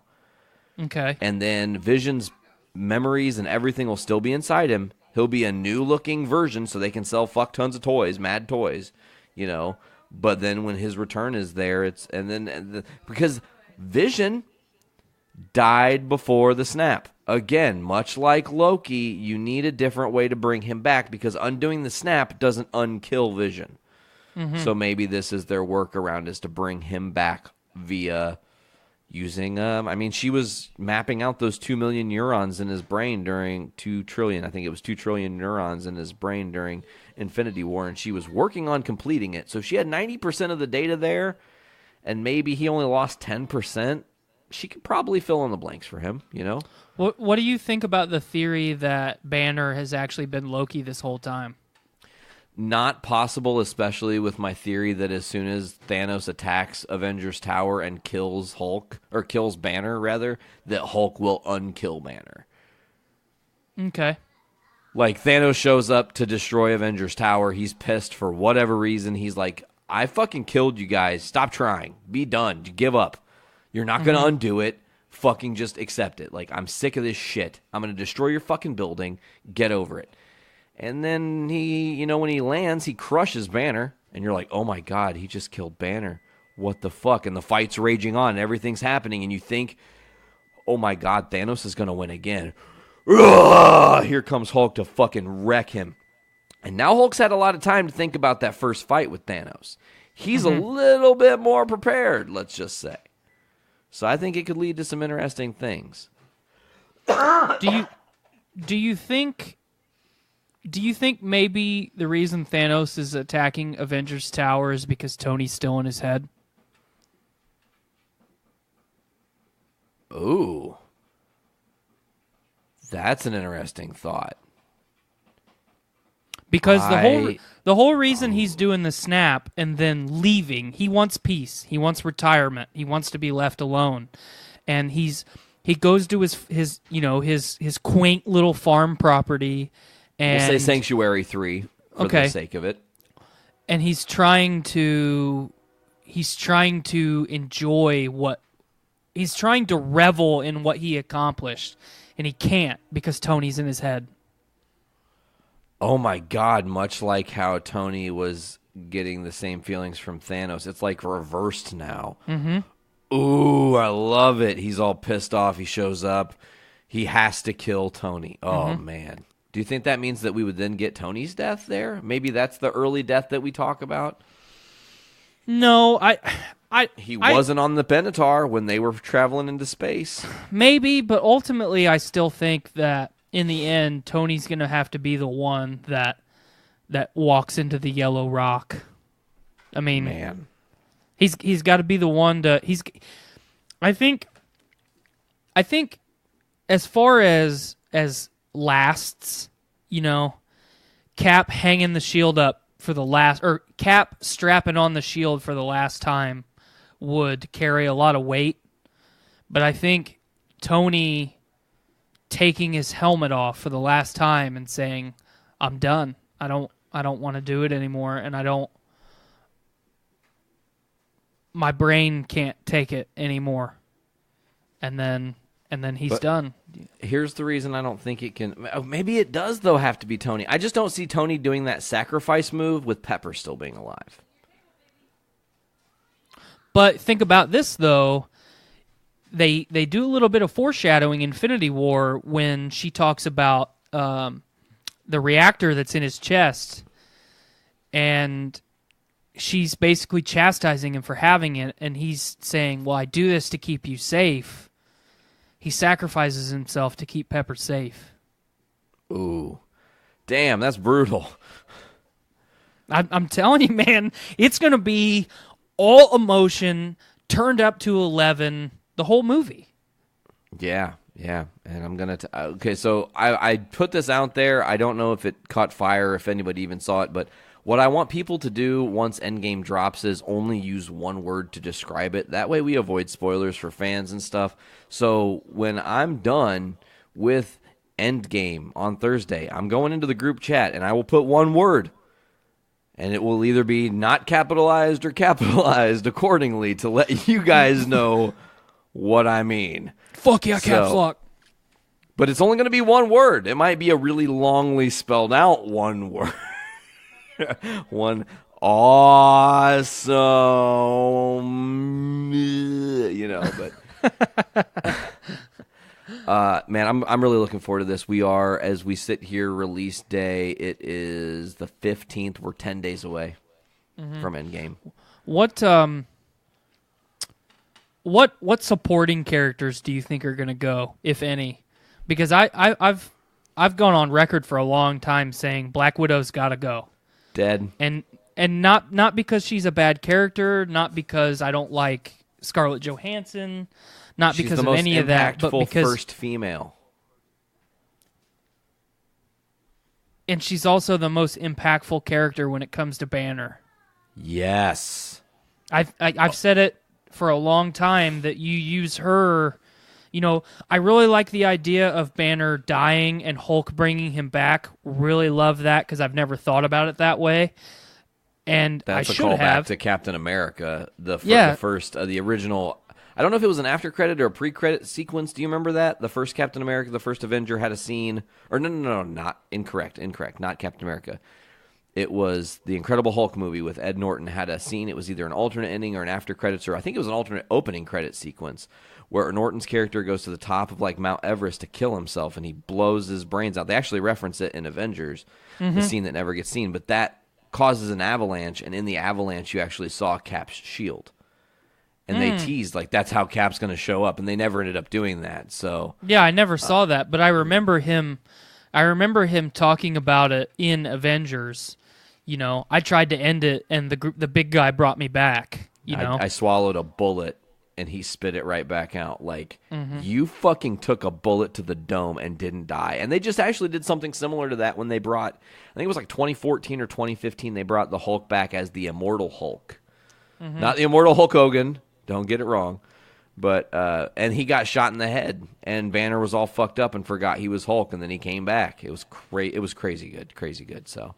But I've said for a long time that, you know, I really like that idea, but I think Black Widow's death or, you know, being severely injured, I think that's, for me, if I was the one writing the story, that's what I would use to really, you know, motivate Hulk to come back, because Widow is the number one character in this universe that has given a shit about Banner. Everybody else has made fun of him. Everybody else has used him. A lot of people. Tony. I would say Tony isn't. I mean, maybe a little bit in Age of Ultron because he kind of let Banner take a little bit of the fall for Ultron being created. Like, oh, well, you helped me, like fucking motherfucker. But I think Tony and Banner are definitely still science bros. I think he would be impacted as well.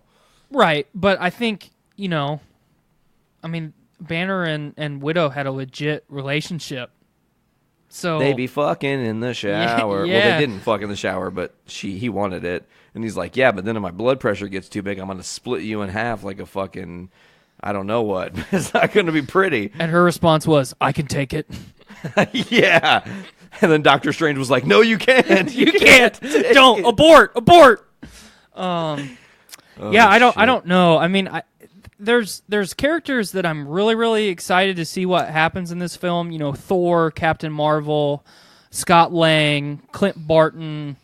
You know, Quicksilver. Lang. He's coming back, dude. You think I'm kidding?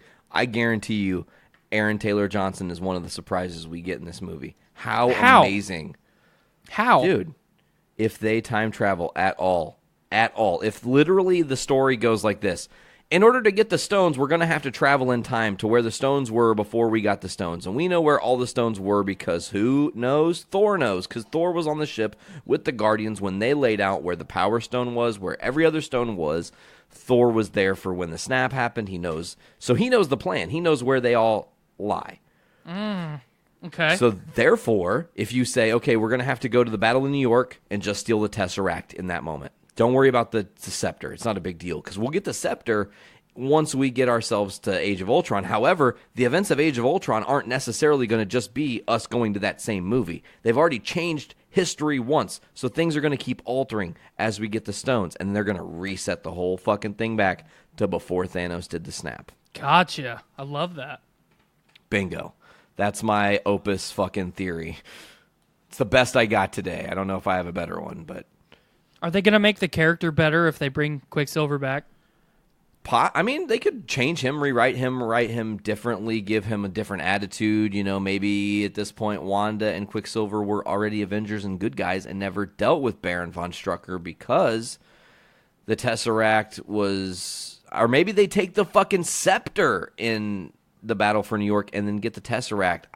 There are multiple ways you could do it, man. There are multiple places in time that you could... Because technically, you could let the Battle of New York happen and get the fucking Tesseract in Odin's vault, like Loki did. Mm-hmm. And Thor knows where that was, too. So, I mean, Thor is the key. I really do. I think he is the key. He didn't, he sought out to find the stones and didn't find any, but he has the map of where they all went.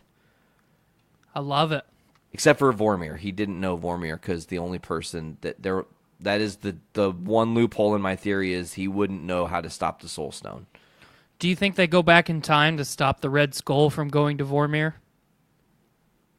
No, but what if they what if that's just how they figured out where the fucking Soul Stone was? Was they fucking trekked him through,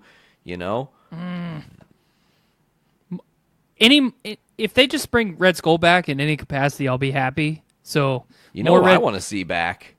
I actually want to see Ultron back. I would love for Thanos to resurrect Ultron. James Spader making a voice cameo and Ultron being like ultra-violent robot style where they're just thousands of drones of him, but not like a main one guy, could make for interesting storytelling and lots of fodder for the characters to take out.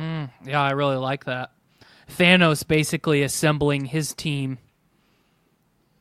He's like, man, the Chitauri were kind of fucking weak-ass. They blew right through them motherfuckers. What's better than Chitauri? Metal. Who had metal? Do you remember that fucking guy? Let's get some robots. That robot guy. You know him. You know the guy. Who really challenged Captain America? Well, I did meet that Red Skull guy. Let's get him back. Let's get him back. Oh, my God. And then you have the Masters of Evil. Masters of Evil are right there. Oh, my God. See, that's what I'm saying, man. Movie writes itself. I'm so fucking hard, I can't really stand it. Here's an after-credit sequence I wish happens. I know it's not going to happen, but okay. So we're probably going to get like a good 10-minute fight sequence at the end of this movie where all the Avengers get their shot on Thanos and take him down or whatever they have to do to change history and bring everyone back and save the day. Or maybe there's a bigger threat than Thanos that because they undid the snap, this threat comes through and that's who they're actually facing at the end here. So, what if, because we've seen that scene from so many angles, the after credits goes back to that scene, but the field where everything happens is empty. There's no one left. And then you hear off in the distance, guys? And then you start hearing running. Did I make it here in time? Am I here? Guys? He's running closer. You hear katanas come out. Whose ass do we have to kick? And it's fucking Deadpool. Oh, shit. And there's no fight. It's already over. The day has already been saved, but he's sure trying. He doesn't have pants on. Yeah. Oh my God, that would make it even funnier too. He's just the tops piece. I think that brings up an interesting question, though. I mean, you've got to do at minimum 2 after credit sequences. I think, if not 3, or at least 1 after credit sequence. Just make it a long one. Okay, let me ask you a question totally off the rails here. What if there are no after credit sequences? And I've thought about that too, but I think they've the set end game is the end game. I think they've set the precedent though that they kind of have to. I mean, no, you're right. I absolutely agree. I get pissed off every time I'm watching Arrow and they don't do the Arrow after fucking credit or the Flash after credit. I'm like, bastards! You're supposed to give me more after you've given me all you can give. You fucks. Yeah, I think there's enough of us that would riot if that didn't happen. True. So, man, there's so many questions for after credit scenes though, because you could do teasing of Galactus, the next chapter for the X-Men and the Fantastic Four to appear. I mean, obviously you probably don't plan that to happen because they just got the rights back, but I mean, you could do setting up for where all the stones end up after because they have to be out of the gauntlet and go somewhere. We know that there's cosmic redistribution. Who's going to take care of that? Who is the ultimate decider on where these stones go? Who can hold that secret safe? Because maybe that's the trick. Maybe Tony is the trick. Maybe he puts the stones, he plants. Like, I'm going to send these to all these different random coordinates. I'm not going to tell you guys this, and then I'm going to put myself in the soul world so no one can get to me and know where they are. Oh, those stakes are dark. That's fucking brutal. I think for me, the after credits sequence, you have to do it ultra simple, ultra clean, just like the first time that we saw Thanos. Whatever's coming next, you just have to do it ultra simple and clean and just let it ride itself. So what you mean to say it's Nick Fury, he's walking into a room and he just goes, "Why, hello, Spider-Man." And it's actually from Far From Home, because that's what they typically would do, would give us that little breadcrumb into the next movie. You could do it that way. I mean, you could do it that way. You could do, just like a pan-out shot of Galactus. Just, I mean, like it starts like you see purple, and then it just keeps going back and back and back and back. It's so big. Yep. Oh my God! And you're like going by planets, and it's still going back and back and back, and you're like, "What the fuck is this thing?" And you finally see a leg, and you're like, "What the fuck is this thing? It's huge!" Oh, that would be great. Alternately, another after credits that would probably be fucking really neat would be if it was a tease for Guardians 3. See, I think for me that one makes the most sense because we've got Spider-Man coming next. We know what to expect with that film for the most part. But what after that, we don't know. I mean, I read a report shortly before we started tonight that, realistically expect Guardians 3 2021. So we've got 2 years, 2 years out, like maybe 18 months worth of filming. So production's supposed to start here pretty soon. But you only have 1 year on the Marvel schedule, really. If you look at it like that, I think it takes the sting that it's so far away. Because we only have to get through the year of 2020, 3 Marvel movies, and then in 2021, first or second movie they release will be the Guardians Return, and it will be fucking glorious. So let me ask you this. What 3 movies are we going to get in that in-between time? Super Swerve. You're going to get your brain holes blown out right now. Doctor Strange 2. Okay. Black Panther 2. Captain Marvel 2. Okay. Yeah. I'm all in on that.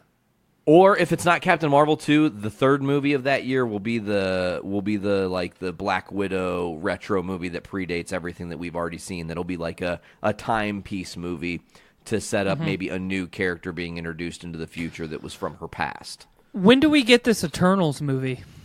Well, see, here's the thing. The Eternals movie is slated for 2020. A lot of people think it's on the docket for 2020, but the way Benedict Wong talked, the way that Benedict Cumberbatch talked, and I think his name is Scott Derrickson, he's the director of Doctor Strange, they are in production this year.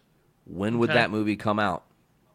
It would come out next year. So, and they've not talked about it I think Doctor Strange is actually going to be the thing that replaces the Eternals, and the Eternals is actually almost a false flag covering just to make everyone think, you don't have Doctor Strange, we're not doing it. We're doing this Eternals flick. But as soon as we get the result from Endgame and Doctor Strange is alive, that's why they can't show us the calendar. Because if they do, we know we're getting all of our characters back. Gotcha. Yeah, I wondered why they were being so hush-hush about the calendar. Because Elusive. normally they're so open to, hey, check out our stuff. Look at all this stuff. Well, God, in 2014, I think it was, or early 2015, when they released the calendar into 2019, they pushed it was 15 movies or 14 movies at that point, because it was from everything Ant-Man and beyond was what they were showing off. First Ant-Man is like the 12th movie in the MCU.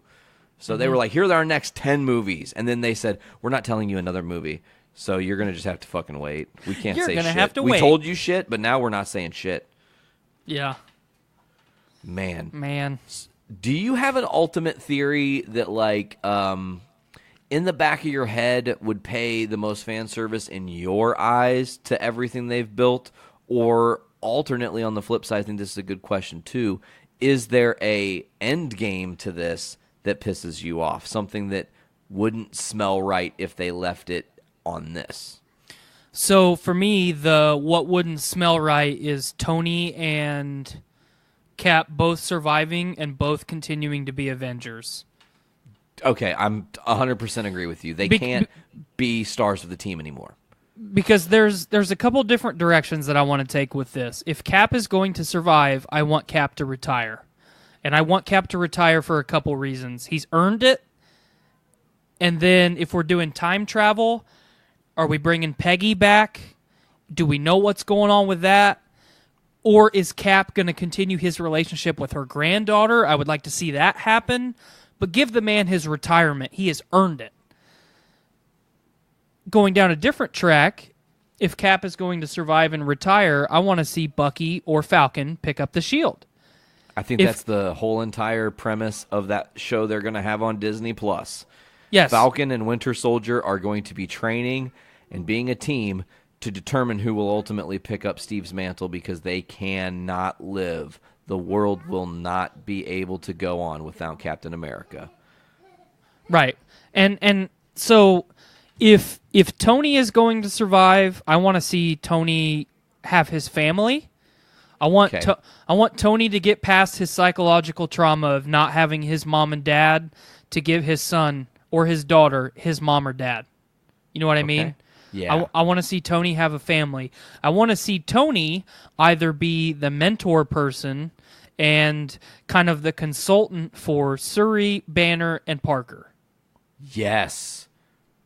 That would be awesome. Like, I want to see Tony's or Parker's AI in right. the suit. And I think if you're going to do Parker's AI, I think you need to do Rhodey's AI too.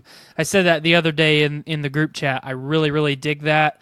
I want to see more from War Machine. If we're going to see less from Iron Man, I want to see more from War Machine. Maybe not. Go ahead. No. I just remembered that you said that in the group chat. And remember, my resolve was, if Tony becomes the AI to Rhodey, Rhodey will pick up the gold and the red, and we will see, just like in Secret Wars. Mm-hmm. And that's a great segue for you there, my friend. So, just like in Secret Wars, we will see Rhodey taking the mantle of the actual Iron Man, not being War Machine, but being Iron Man. Mm-hmm. And I think if you're not going to have Robert Downey Jr. in that suit, I think that's, especially with as many of us as many of us that are fans that want to see Secret Wars happen. The Russo brothers want to make Secret Wars. That's all they want to do next. So it's their favorite fucking comic from being kids. Mm-hmm. Of course they want to make it.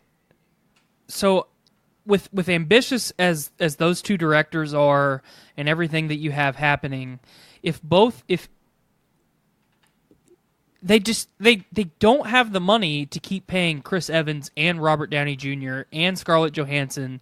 I mean, they have the money, but it's not feasible to say. I was going to say, I call bullshit. They've got all the money.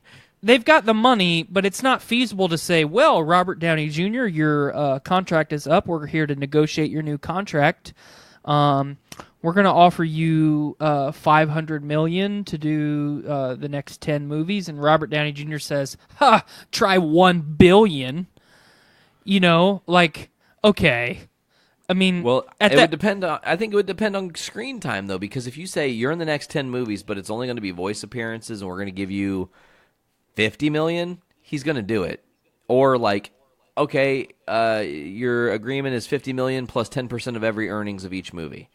He's all about that. Like that's easy money for him. The problem, I think, and I see what you're saying is you're going to have Robert Downey Jr. walk into that office and say, "I need $500 million or whatever," and then you're going to have fucking Tom Holland, who's starting to become like RDJ as he matures, going, "Wait a minute, I need to make that motherfucking money because the franchise is now on my back." Mm-hmm. We've done 5 Spider-Man movies at this point, and I'm the fucking leader of the Avengers, and I've been in every fucking Avengers movie since Civil War. Like, let's fucking go, motherfuckers. Well, and then that's where you create drama. Then you've got Brie Larson, who is now first or second as far as power, goes on the team.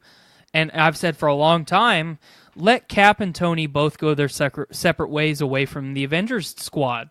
I mean, whether it's retirement on either their either directions, or whether one of them dies and the other one retires, or consulting, AI, whatever direction you want to take it, let Thor and Captain Marvel lead your team from here on out. They've got all the power.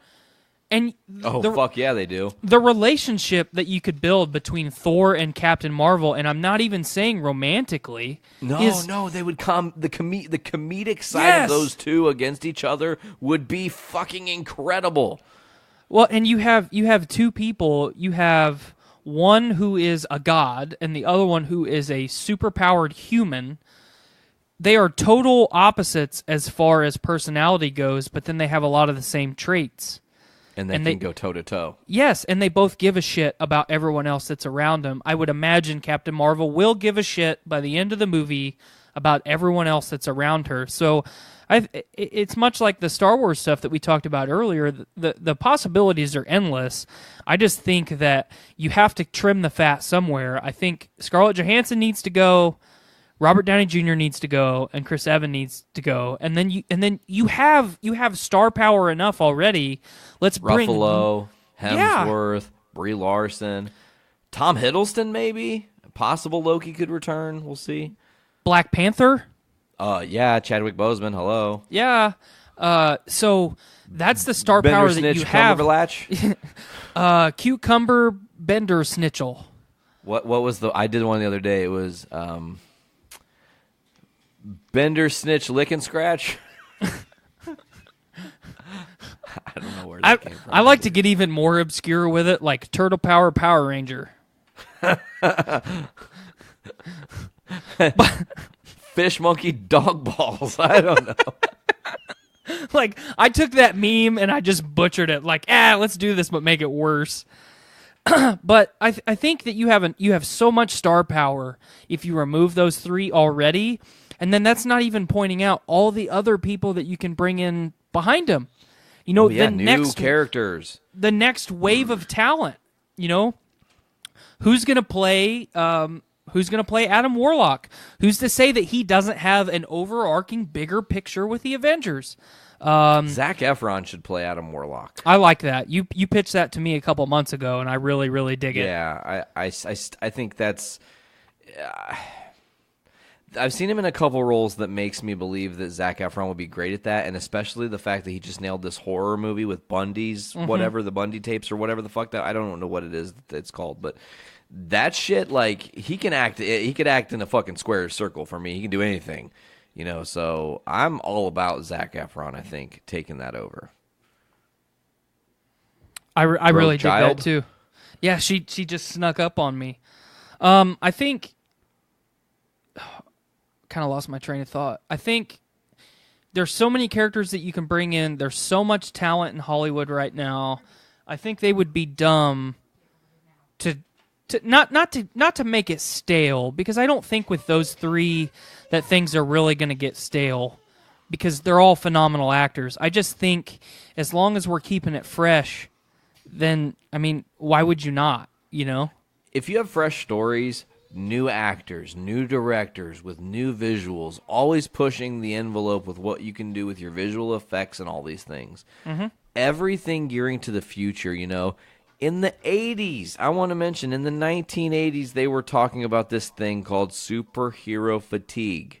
That was 30 fucking years ago, my friend, and that does not exist.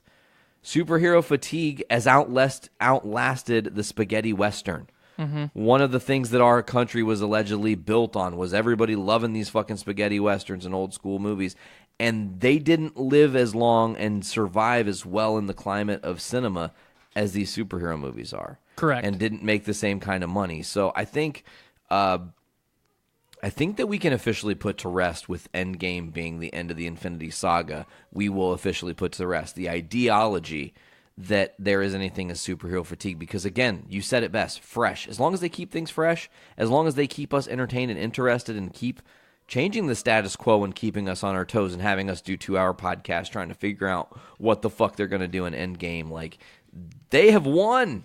They've done right by us as the fans because we want it, we love it, and man, it's nothing but fucking awesomeness. Well, and who's to say too that, I mean, Kevin Feige sits his core of directors down at a table and says, "Here are all the directions that we can go.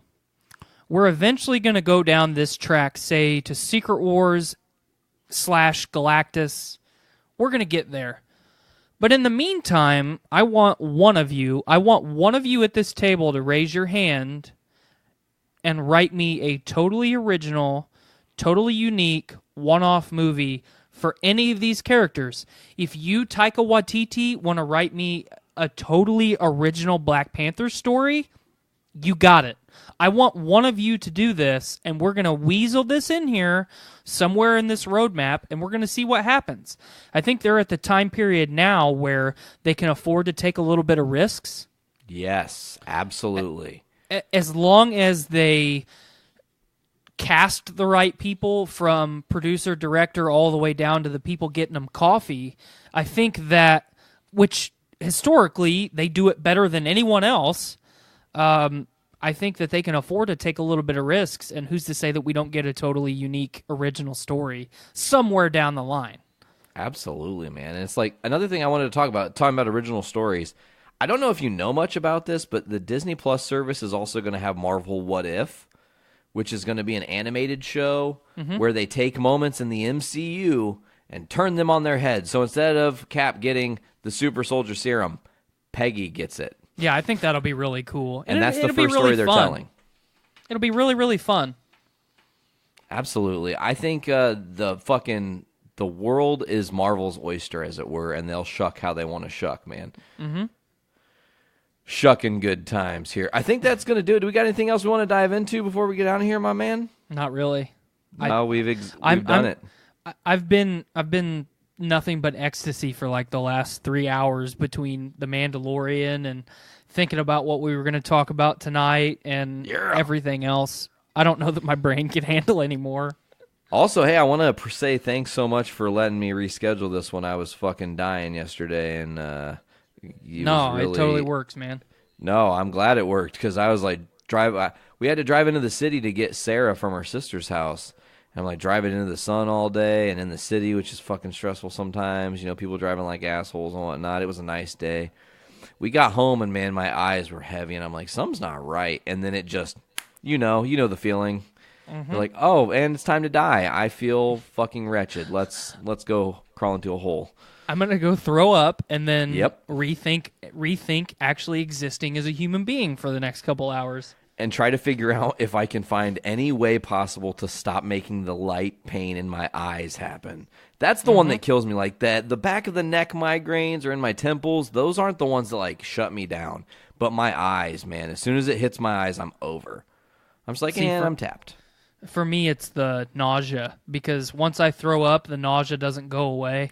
Oh, yeah, you have the continual nausea thing. I'm really lucky I don't. When I puke once and I'm done puking. No, I just hurt worse. I can be, like, when I've had a really bad one, I've gone into the bathroom, closed all the doors and windows, it been pitch black, just leaning over the toilet, just throw up. dry heave, throw up, dry heave. Oh, and yeah. I had a migraine a couple years ago that lasted 3 months. So Fuck that. No. Yeah. I've never had one go more than like 5 days. 5 days is my record. Man, maybe 7 days was my record, but never more than a month. I don't think I'd be here if that ever happened to me, man. If you wouldn't. Now, let me ask, was it, and we're totally tangenting here on the podcast. I don't really give a fuck. It's fine. It's my show. But was there, like, did your, sometimes for me when I have, like, a series of never-ending migraines, my mornings will start off where I think I've beat it.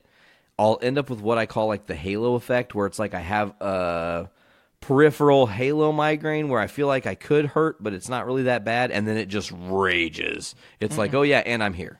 And we'll grab you by the balls. Mine was pretty much consistent for 3 Nope. months. It never, Fuck that.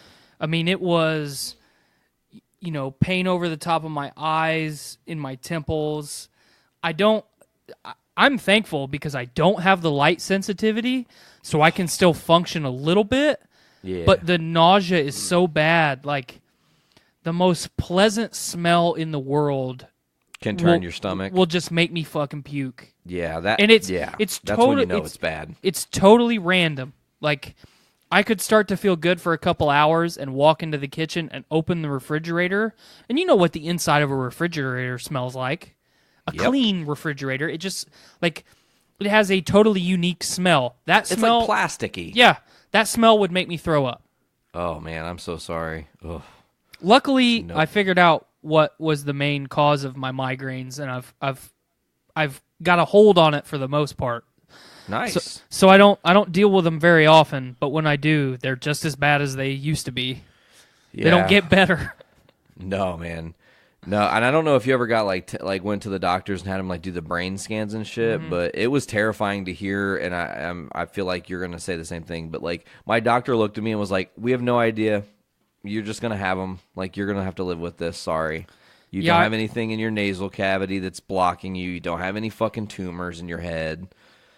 It's like, oh, lovely. Woo. Yeah, that was mine. I've had my tonsils and adenoids and most of that shit taken out, so they ruled that out pretty much immediately. Nothing inside of my skull cavity that's not supposed to be there. And then they said, well, you could really look into your diet.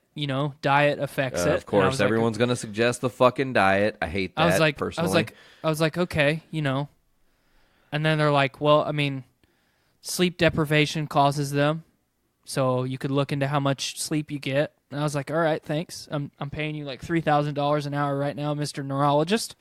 And way to throw darts at a fucking dartboard and hope one lands. Right. And then he's like, well, you're a little bit overweight, so if you increase the overall health of your body, that might help it a little bit too. And I was like, okay, thanks. Appreciate the vote of confidence, Doc. You asshole. Yeah. He's like, okay, you're really grabbing for straws here now. Yeah, it's just, I mean, and I think I've told you before, I've tried so many different medications, and I found this one medication that if I felt like I was going to get a migraine 6 or 7 hours before I got the migraine, if I took it, it would make my migraine last like 1 hour less. Was that Topamax? No, it was Relpex. I think Relpex. I didn't end up trying Relpex. I think it's like an offshoot of Topamax. But okay. But it's like I'll just figure it out on my own. So if I'm really sleep deprived, I'll get one. So yeah. Totally, man. Well, to get back to where I even said why we're even talking about migraines, I'm just grateful that I could have you be like, it's cool, we can reschedule. It's not a big deal. Like, it's not the end of the world, because I think we had a pretty fucking successful podcast, my dude. Mm-hmm. Yeah, we had a good one. Just throwing it out there, man. Well, before we get out of here, let's tell folks where they can hear us right here on the Journey into Comics Network at journeyintocomics.com. Or you can get us on iTunes, Podbean, Stitcher Radio, Google Play Music, Spotify, CastBox. We are also on TuneIn. I just found that out. That's pretty awesome. Awesome. Just search Journey into Comics Network. You get all the different shows on our feed. You guys know what they are and love them. Also, go to patreon.com/Journey into Comics and give us your money. We need it. We making money. We going to be doing things. We be doing stuff. We be buying stickers and stuff we're going to give away at the next LaffyCon, dude. Yeet.